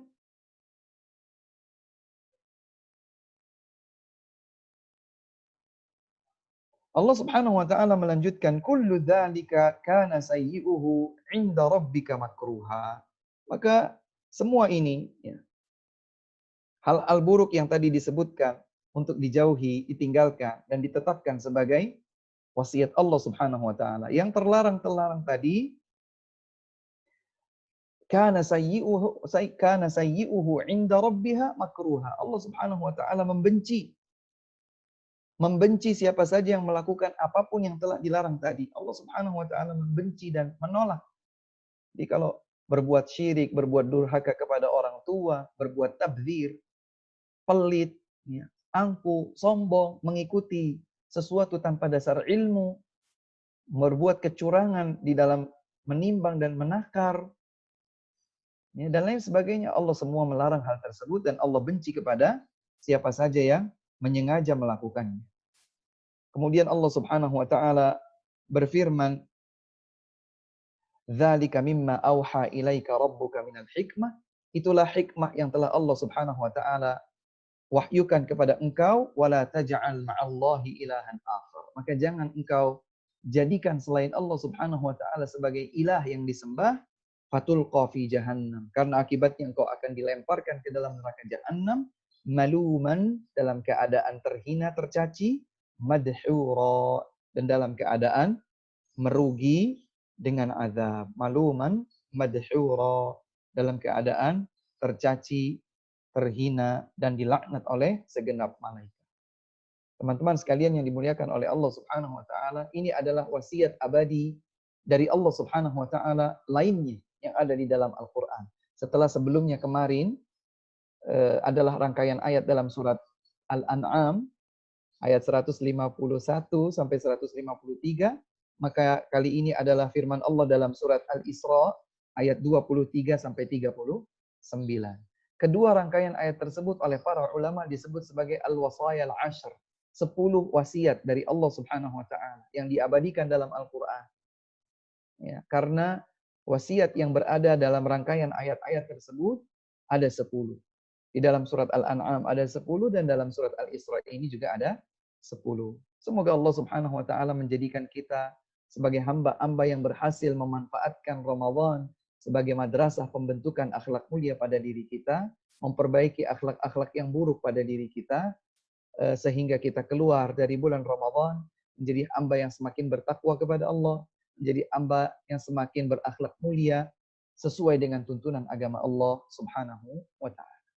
Pada kesempatan yang akan datang insya Allah kita akan coba mengkaji doa-doa ya, yang ada di dalam tuntunan Islam agar kita terbentuk menjadi hamba-hamba yang berakhlak mulia. Ini kiranya yang disampaikan. Sebelum ditutup, bila ada pertanyaan kami persilahkan.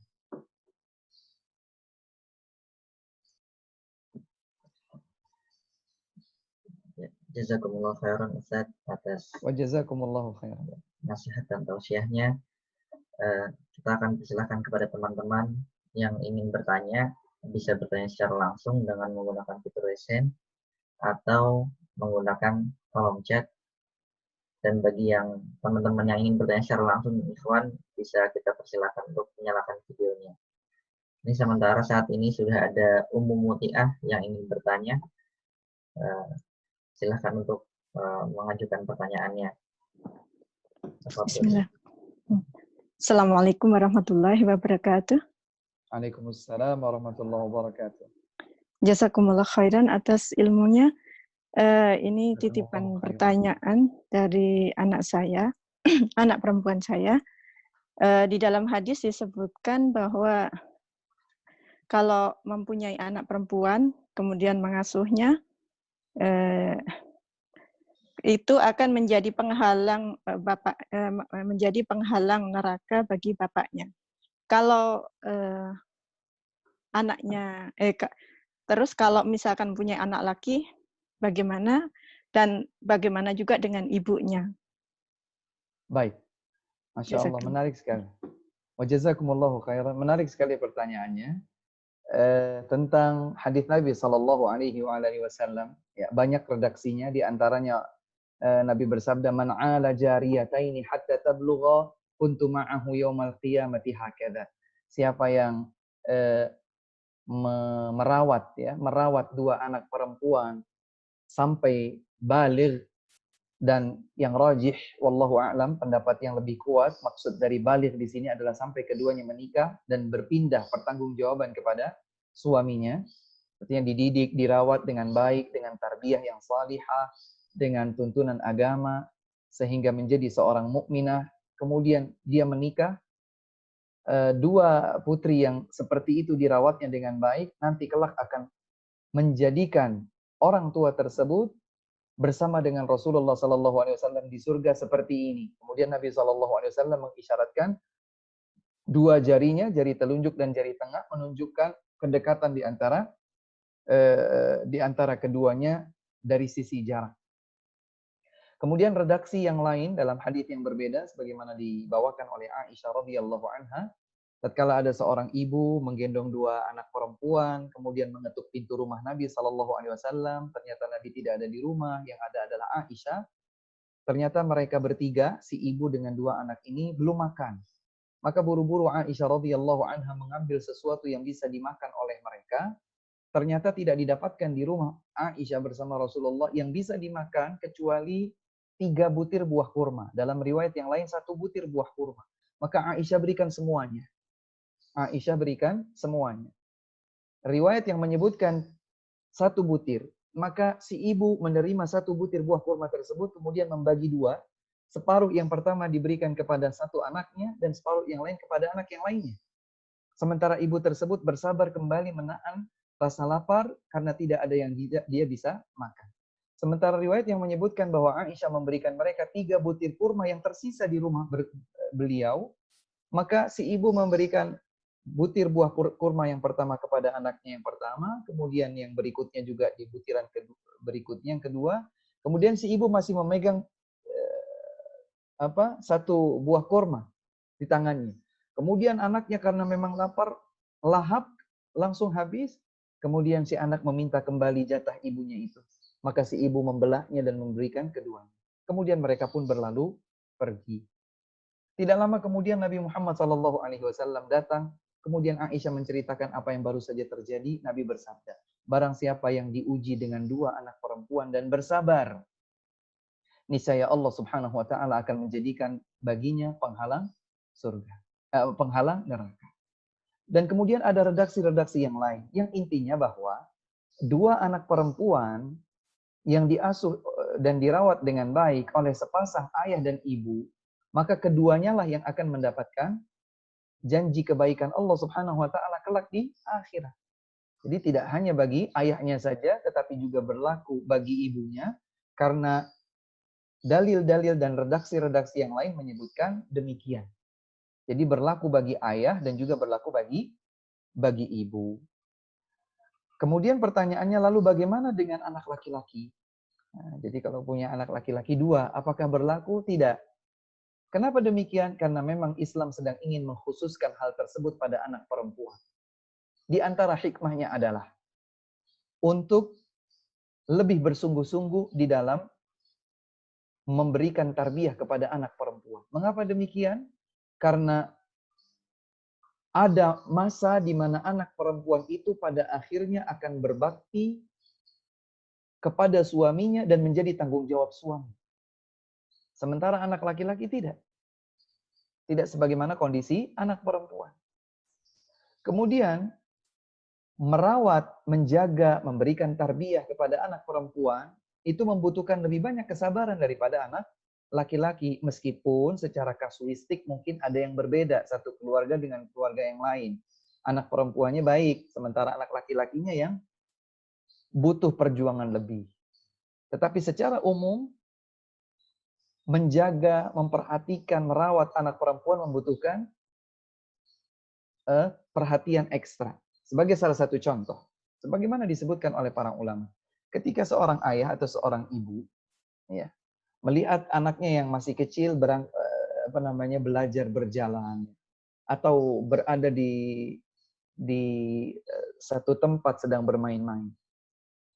Mana yang lebih besar perhatian ayah dan ibu? Apakah terhadap anak laki-laki atau terhadap anak perempuan? Umumnya adalah kepada anak perempuan. Karena anak perempuan dianggap tidak lebih kuat, tidak lebih tidak lebih seperti anak laki-laki. Ya. Kalau anak laki-laki bahkan sebagian orang tuh nggak apa-apa. Anak laki-laki biar tidak cengeng, biar tidak ini, biar tidak anu dan seterusnya. Maka menjaga merawat anak perempuan itu butuh perhatian lebih. Dan demikian pula agar hilang ya, sehilang-hilangnya adat kebiasaan tradisi jahiliyah dahulu di zaman Nabi SAW yang terus tersambung sebelum-sebelumnya. Bahwa orang-orang itu tidak suka dengan anak perempuan. Dan salah satu di antara keburukan kebiasaan jahiliyah, buruknya kebiasaan jahiliyah adalah mengubur anak perempuan hidup-hidup, bahkan dianggap sebagai aib keluarga. Na'udzubillah. Ya.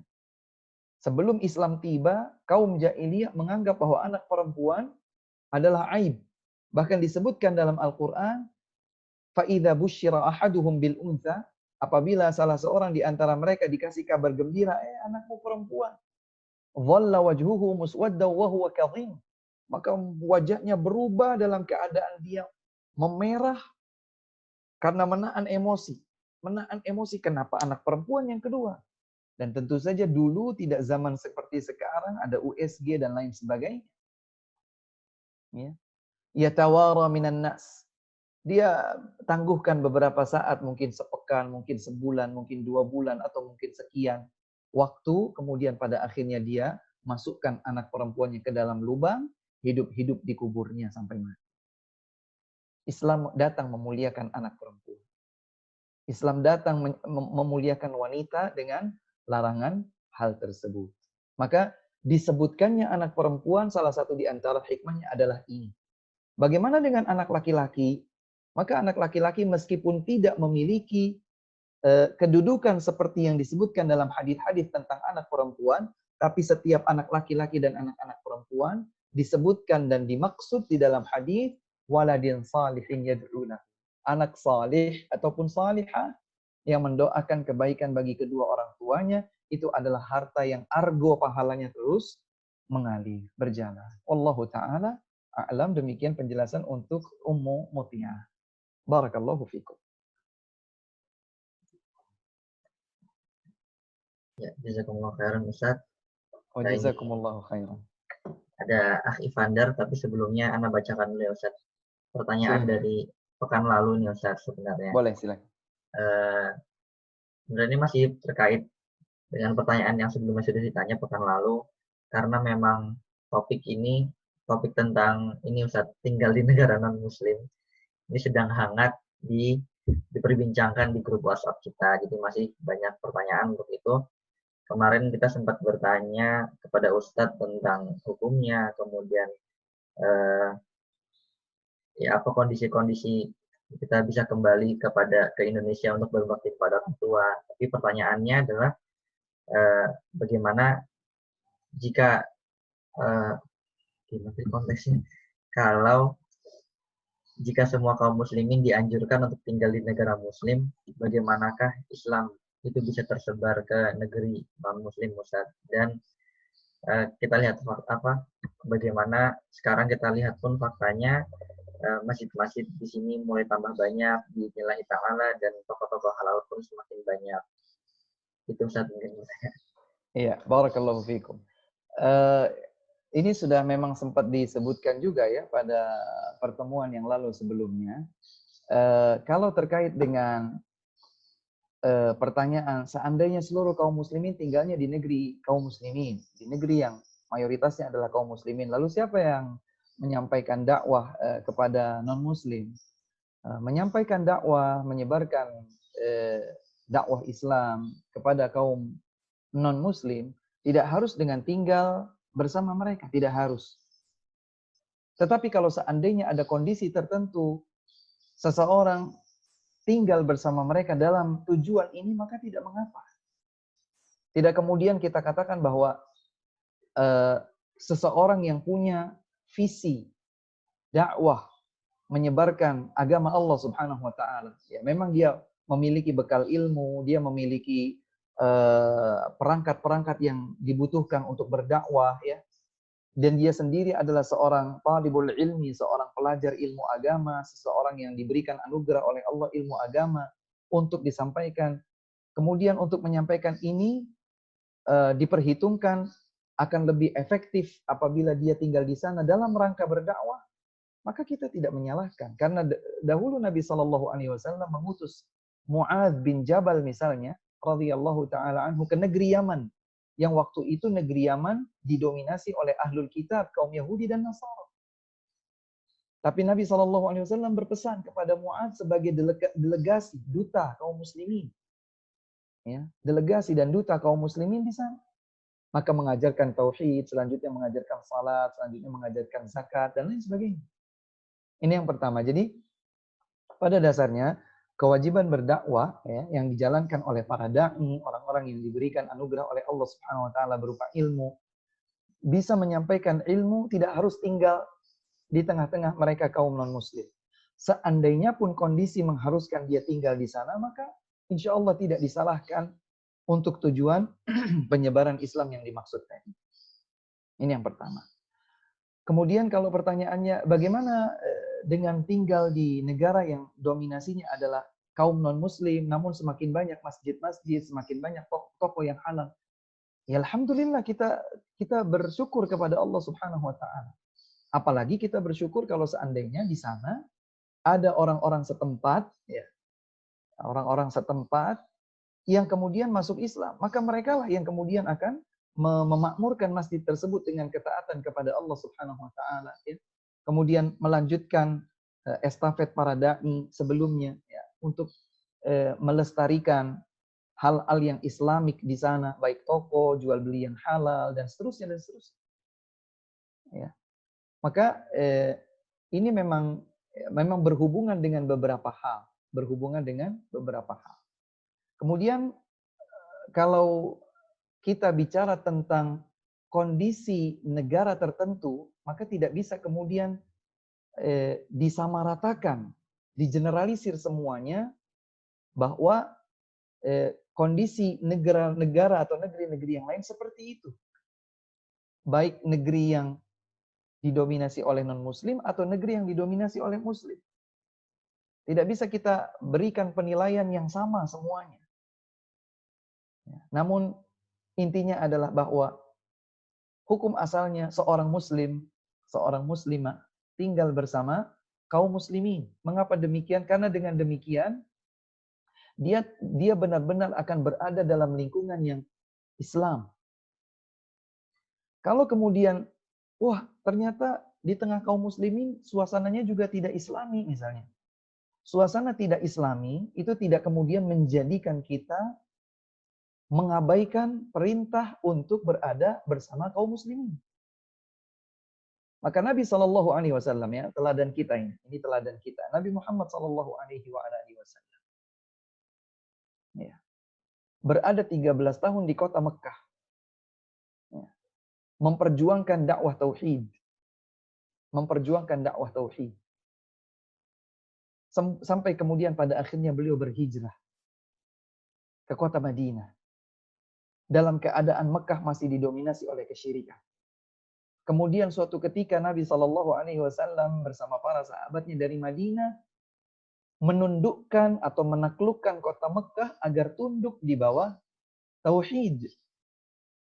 Maka Nabi SAW mengalami hijrah. Dari negeri yang semula beliau tidak bisa menampakkan syiar Islam, menjalankan Islam, menuju negeri yang beliau bisa dengan leluasa dan mendapatkan dukungan dari banyak orang untuk menjalankan Islam bersama kaum muslimin. Oleh sebab itu, kembali kepada pertanyaan tersebut, ya, yang tadi berkaitan dengan tinggal dan lain sebagainya, maka saya berharap agar ini tidak digeneralisir. Terkadang kondisi seseorang tidak sama dengan orang yang lain. Ya, si A berbeda dengan si B. Si A dan si B tidak sama dengan si C. Si A, B, dan C belum tentu sama dengan D, dan demikian seterusnya. Lalu bagaimana? Masing-masing berhak untuk bertanya tentang kondisi dirinya kepada seseorang yang dianugerahkan ilmu oleh Allah Subhanahu wa taala, seorang alim, seorang ustaz, wahai syekh, wahai alim, kondisi saya seperti ini, apa yang engkau anjurkan untuk saya? Ya, karena kadang-kadang kondisi seseorang karena terikat sesuatu, ya tidak masalah dia berada di tengah-tengah mereka. Seperti misalnya seorang diplomat.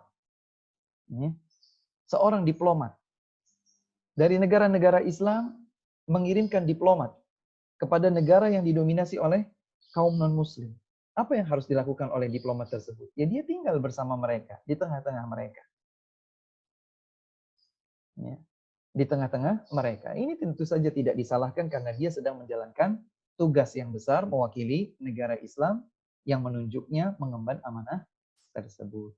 Ya. Wallahu ta'ala a'lam bissawab. Alhamdulillah, semoga bisa menjawab pertanyaan dari teman-teman yang tadi. Kemudian ini ada Akh Ivander Kirvan, dipersilahkan untuk bertanya, dan kalau berkenan juga bisa dinyalakan videonya. Silakan, Akhi. Assalamualaikum warahmatullahi wabarakatuh, Ustadz. Waalaikumsalam warahmatullahi wabarakatuh. Akhi Ivander, silakan. Ya. Afan mau tanya agak melenceng dari tema. Bagaimana jika salah satu orang tua kita dalam keadaan kurang fit, tapi ingin memaksimalkan 10 malam terakhir. Saya sudah menasehati agar tidak terlalu diforsir, tapi beliau tetap mungkin ngotot karena tidak ingin sia-sia di 10 malam terakhirnya. Bagaimana yang harus saya lakukan, Ustaz? Jazakallah khairan. Wa jazakumullah khairan. Akhi Ivander, kalau begitu, maka kami menyarankan antum untuk mendampingi mereka. Artinya, semoga Allah Subhanahu wa taala memberikan kekuatan, ya, mengembalikan stamina fit menjadi prima kembali untuk memaksimalkan ibadah di 10 malam terakhir bulan Ramadan. Ya, tetapi terus diingatkan. Setiap kali kita melihat ada sesuatu yang kurang pas, kita ingatkan untuk juga mengambil istirahat. Misalnya bisa disampaikan, Ma, Pa, atau Abi, Umi, Bapak, Ibu, dengan beristirahat yang cukup, diharapkan esok hari Bapak Ibu juga bisa beribadah kembali. Ya, silakan beribadah, tetapi dibatasi sesuai dengan kemampuan yang ada, tidak kemudian memforsir. Ya, mereka diingatkan sambil didampingi. Karena semangat seorang mukmin, semangat seorang mukminah untuk mendapatkan Lailatul Qadar adalah sesuatu yang tidak bisa dihalangi. Ya. Akan tetapi Allah Subhanahu wa taala juga menyatakan la yukallifullahu nafsan illa wus'aha. Allah tidak membebani satu jiwa kecuali dengan kemampuannya. Seseorang yang tidak mampu salat dalam keadaan berdiri, maka dia dibolehkan untuk salat dalam keadaan duduk. Kalau tidak mampu dalam keadaan duduk, maka dia juga boleh melakukannya dalam keadaan berbaring. Seseorang yang berkewajiban untuk melakukan siam di bulan Ramadan bisa menunda kewajiban tersebut dengan alasan safar, perjalanan jauh, ataupun dalam keadaan sakit. Ini semua adalah keringanan yang diberikan oleh Allah Subhanahu wa taala. Allah berfirman, yuridullahu bikumul yusra wa la yuridu bikumul usr. Ingatkan kepada mereka bahwa Allah Subhanahu wa taala mencintai untuk kita kemudahan, tidak mencintai untuk kita kesulitan. Ya. Artinya semangat itu didukung, tetapi kemudian diingatkan agar disesuaikan porsinya dengan kemampuan yang dimiliki. Bahkan Nabi SAW bersabda,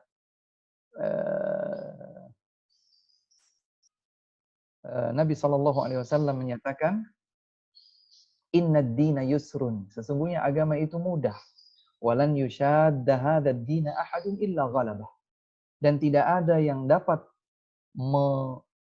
mengalahkan agama ini kecuali dia yang akan terkalahkan. Artinya seseorang itu tidak mungkin kemudian dalam keadaan sempurna menjalankan semua tuntunan Islam. Ya. Ittaqullaha wa lan tuhsu.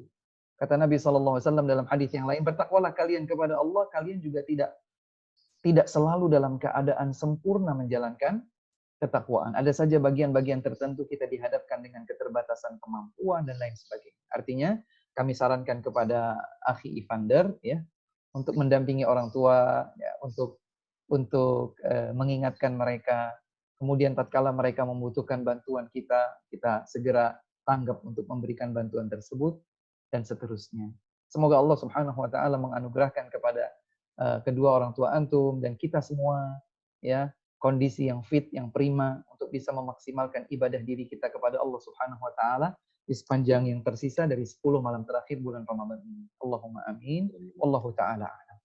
Afwan Ustadz, berarti yang bisa saya simpulkan, kita sebagai anak senantiasa mengingatkan dan selalu mendoakan agar Allah selalu melimpahkan kesehatan kepada orang tua kita, begitu Ustadz? Iya, dan juga mendampingi ya, tatkala orang tua mungkin sedang bersikukuh ingin sholat, ingin membaca Al-Quran, padahal terlihat beliau letih, didampingi sambil diingatkan, didampingi dengan cara yang baik. Artinya kalau sudah terlihat semakin lelah, diingatkan kembali, sudah ya cukup ya Pak, istirahat dulu. Semoga Bapak besok bisa lanjutkan kembali. Istirahat dulu sebentar Bu, nanti saya bangunkan lagi. Ibu istirahat dulu 1-2 jam, insya Allah nanti saya bangunkan lagi, sholat malam lagi, atau baca Quran lagi, atau berzikir lagi misalnya, dan seterusnya. Nah, kita membantu dengan memberikan perhatian lebih, layaknya seorang babysitter barangkali ya. Nah, kita layaknya sebagai babysitter memperhatikan apa yang mereka butuhkan. Demikian wallahu a'lam. Baik, jazakallahu khairan Ustaz. Wa jazakumullahu khairan akhi Ivander. Kemudian Ustaz ada pertanyaan yang sudah masuk melalui kolom chat ini. Silakan. Assalamualaikum warahmatullahi wabarakatuh. Waalaikumsalam warahmatullahi wabarakatuh. Ustaz ingin izin bertanya, jika ada orang yang berzina lalu hamil dan menikah, apakah pernikahannya tidak sah? Lalu jika dalam kehamilan tersebut terlahir anak laki-laki, kehamilan pertama berarti ya, kemudian beberapa tahun kemudian, berarti ini setelah menikah, terlahir anak perempuan. Apakah anak perempuan ini, yaitu anak kedua, tidak memiliki nasab kepada ayahnya? Lalu jika anak perempuan ini qadarullah telah menikah, dan dulunya dengan wali ayah kandungnya, karena ketidaktahuannya apakah pernikahannya sah dan harus diulang? Yang laki-laki atau yang perempuan yang menikah? Yang perempuan Ustaz. Jadi anak pertama lahir sebelum menikah, kemudian menikah, lahir anak perempuan, lalu anak perempuannya menikah dengan wali ayah kandungnya. Apakah pernikahannya sah dan harus diulang? Jika pernikahannya tidak sah, apakah walinya dapat diwalikan kepada saudara laki-laki kandungnya atau paman dari ibu? Bagaimana status anak yang terlahir dari pernikahan anak perempuan ini? Masya Allah. Baik, mungkin kepada inti dari pertanyaannya, saya membayangkan bahwa yang bertanya ini adalah seorang wanita. Allahu a'lam. Kalau seandainya anak perempuan tersebut ya terlahir dari sepasang suami istri yang menikah dengan kondisi sah, hanya saja sebelum terlahir dia sudah ada abangnya begitu ya. Yang dilahirkan di luar nikah dan seterusnya. Maka perwalian ayah kandungnya ya, adalah perwalian yang sah. Perwalian ayah kandungnya adalah perwalian yang sah, meskipun di awal pernikahan tersebut adalah pernikahan yang diawali dengan hamil di luar nikah. Ya. Jadi, adapun anak yang pertama yang laki-laki tadi, maka ini dinasabkan kepada ibunya, tidak dinasabkan kepada bapaknya. Dinasabkan kepada ibunya. Sementara anak perempuan yang lahir setelah status mereka berdua ini menikah ya, dengan pernikahan yang sah, maka anak perempuan ini tidak sama dengan anak laki-laki sebelumnya. Anak perempuan ini adalah anak kandung dari keduanya, maka perwalian dari bapaknya adalah perwalian yang sah. tidak perlu digantikan dengan abang atau dengan paman dan lain sebagainya. Wallahu taala. Ya, jazakumullah khairan Ustaz. Kemudian Jazakumullah khairan.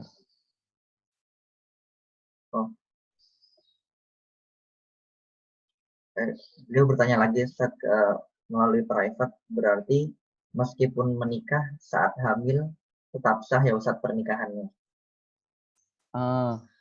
Pernikahan yang dilakukan oleh sepasang laki-laki dan perempuan dalam keadaan perempuan itu hamil, ini terjadi khilaf di antara para ulama. Ada perbedaan pendapat di antara para ulama. Ada yang menyatakan bahwa kondisi hamilnya seorang wanita tidak menjadikan akad pernikahan tersebut sah.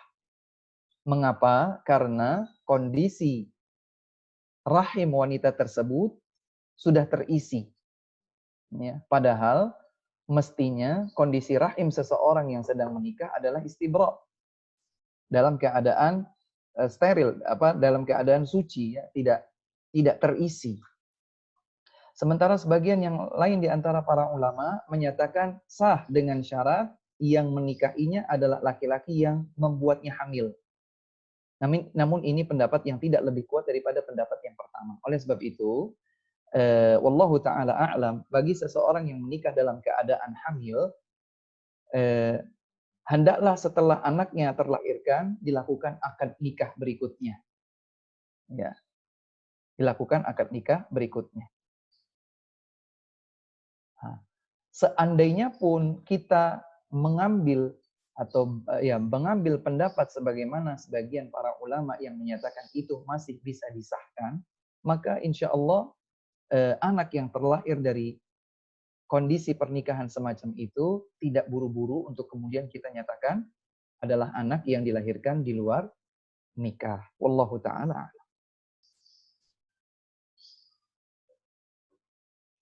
Ya. Jazakumullah khairan Ustaz. Wa jazakumullahu khairan.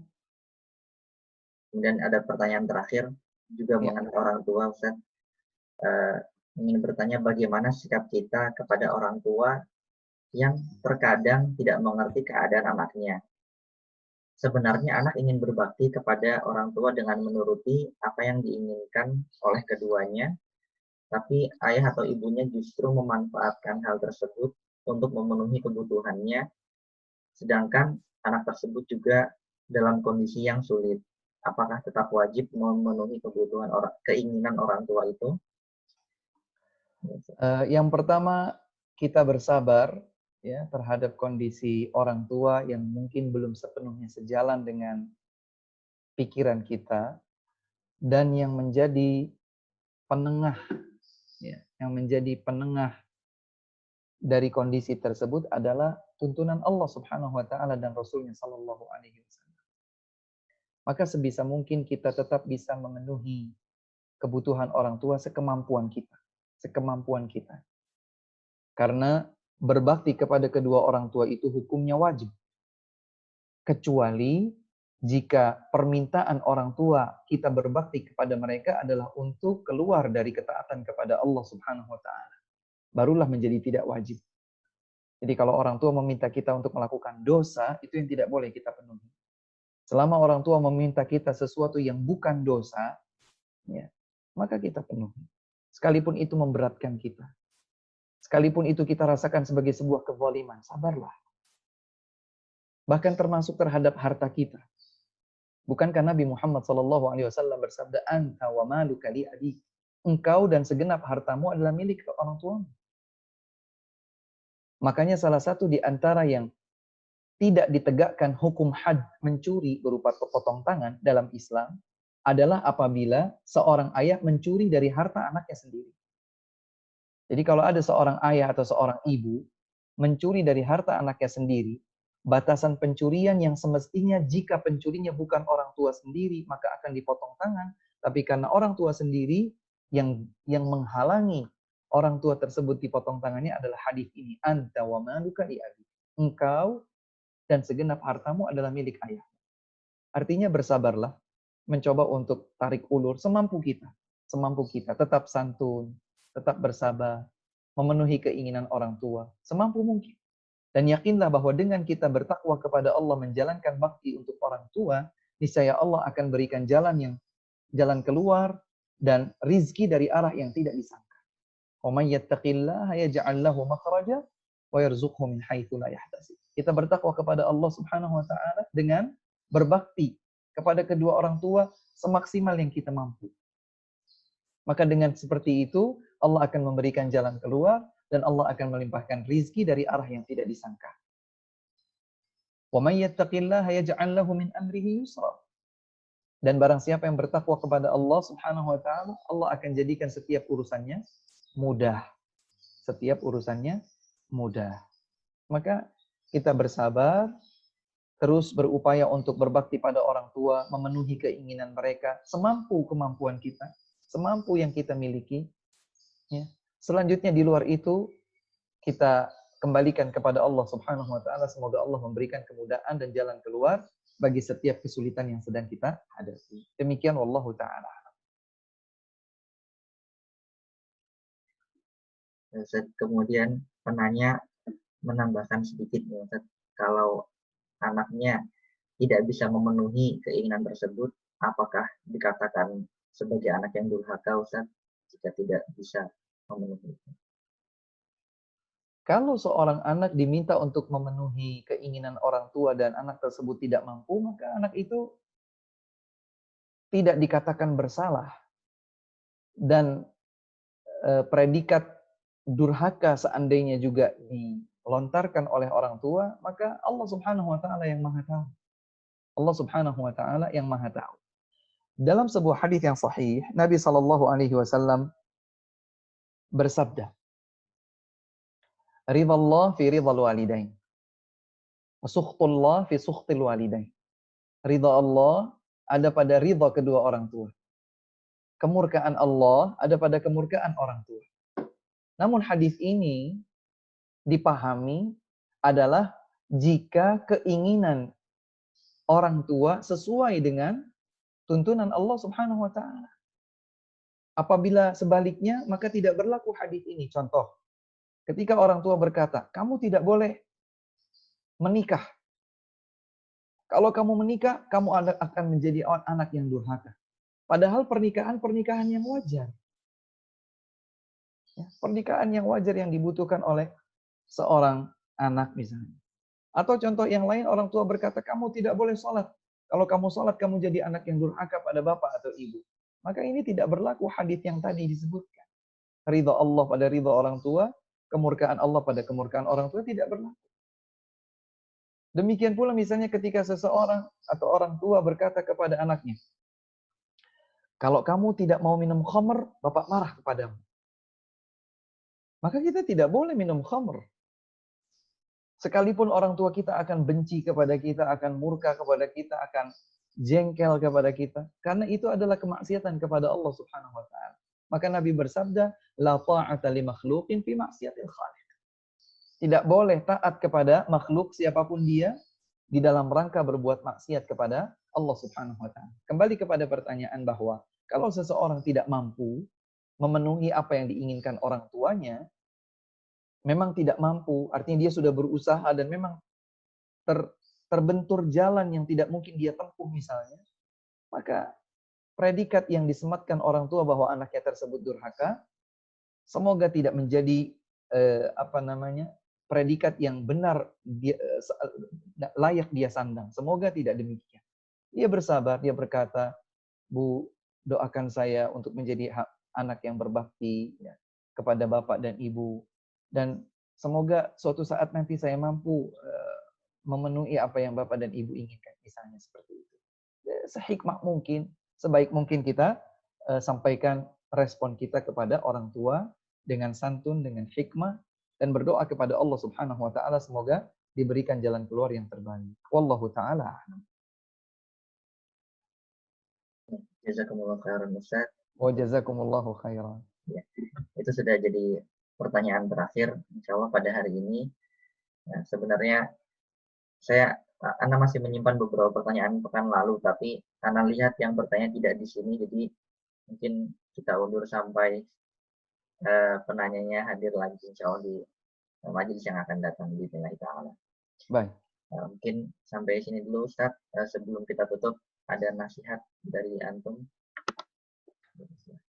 Baik, teman-teman sekalian yang kami hormati, yang kami muliakan, dan kami cintai karena Allah Subhanahu wa Ta'ala. Memang kita tidak pernah bertemu, ya, kecuali di ruang virtual online seperti ini. Namun ini adalah kebahagiaan bagi kita untuk bisa senantiasa menjunjung tinggi ilmu yang dibangun di atas firman-firman Allah Subhanahu wa Ta'ala, hadis-hadis Rasulullah sallallahu alaihi wasallam. Selanjutnya yang kedua, manfaatkanlah yang masih tersisa pada 10 hari terakhir di bulan Ramadan yang mulia ini. Sekiranya kita mendapatkan kebahagiaan Lailatul Qadar yang lebih baik daripada 1000 bulan. Dan semoga Allah Subhanahu wa Ta'ala golongkan kita sebagai golongan hamba-hamba yang mendapatkan ampunan Allah Azza wa Jalla, sehingga keluar kita dari perjalanan Ramadan dalam keadaan dosa-dosa telah terampuni. Ya, kita semangat lagi, kita tingkatkan lagi motivasi kita untuk beribadah kepada Allah Subhanahu wa Ta'ala.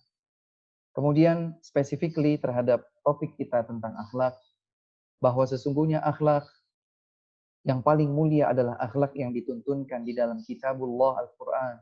Akhlak yang paling mulia adalah yang telah diajarkan oleh Nabi Muhammad SAW.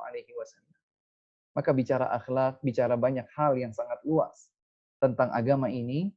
Setidaknya pada beberapa pertemuan yang sudah berlalu dan beberapa pertemuan yang akan datang insya Allah, kita sudah belajar tentang prinsip-prinsip dasar akhlak mulia yang menjadikan kita lebih beretika, lebih beradab, lebih luhur perangai di sisi Allah Subhanahu wa Ta'ala.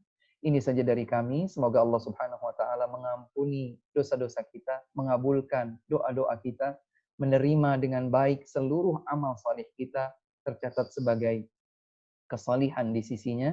Dan semoga Allah Subhanahu wa Ta'ala menganugerahkan untuk kita istiqamah, menutup hayat kita dengan husnul khatimah, dan memasukkan kita ke dalam surga yang tertinggi Al-Firdaus. Berkumpul kembali dengan keluarga dan orang-orang yang kita cintai, bersanding dekat dengan Nabi Muhammad sallallahu alaihi wa ala alihi wasallam. Allahumma amin. Wabillahi taufiq wal hidayah. Teriring salam hormat untuk segenap anggota keluarga di rumah. Wabillahi taufiq wa akhiru da'wana alhamdulillahi rabbil alamin. Subhanakallahumma wa bihamdika asyhadu an la ilaha illa ant astaghfiruka wa atubu ilaik. Assalamualaikum warahmatullahi wabarakatuh.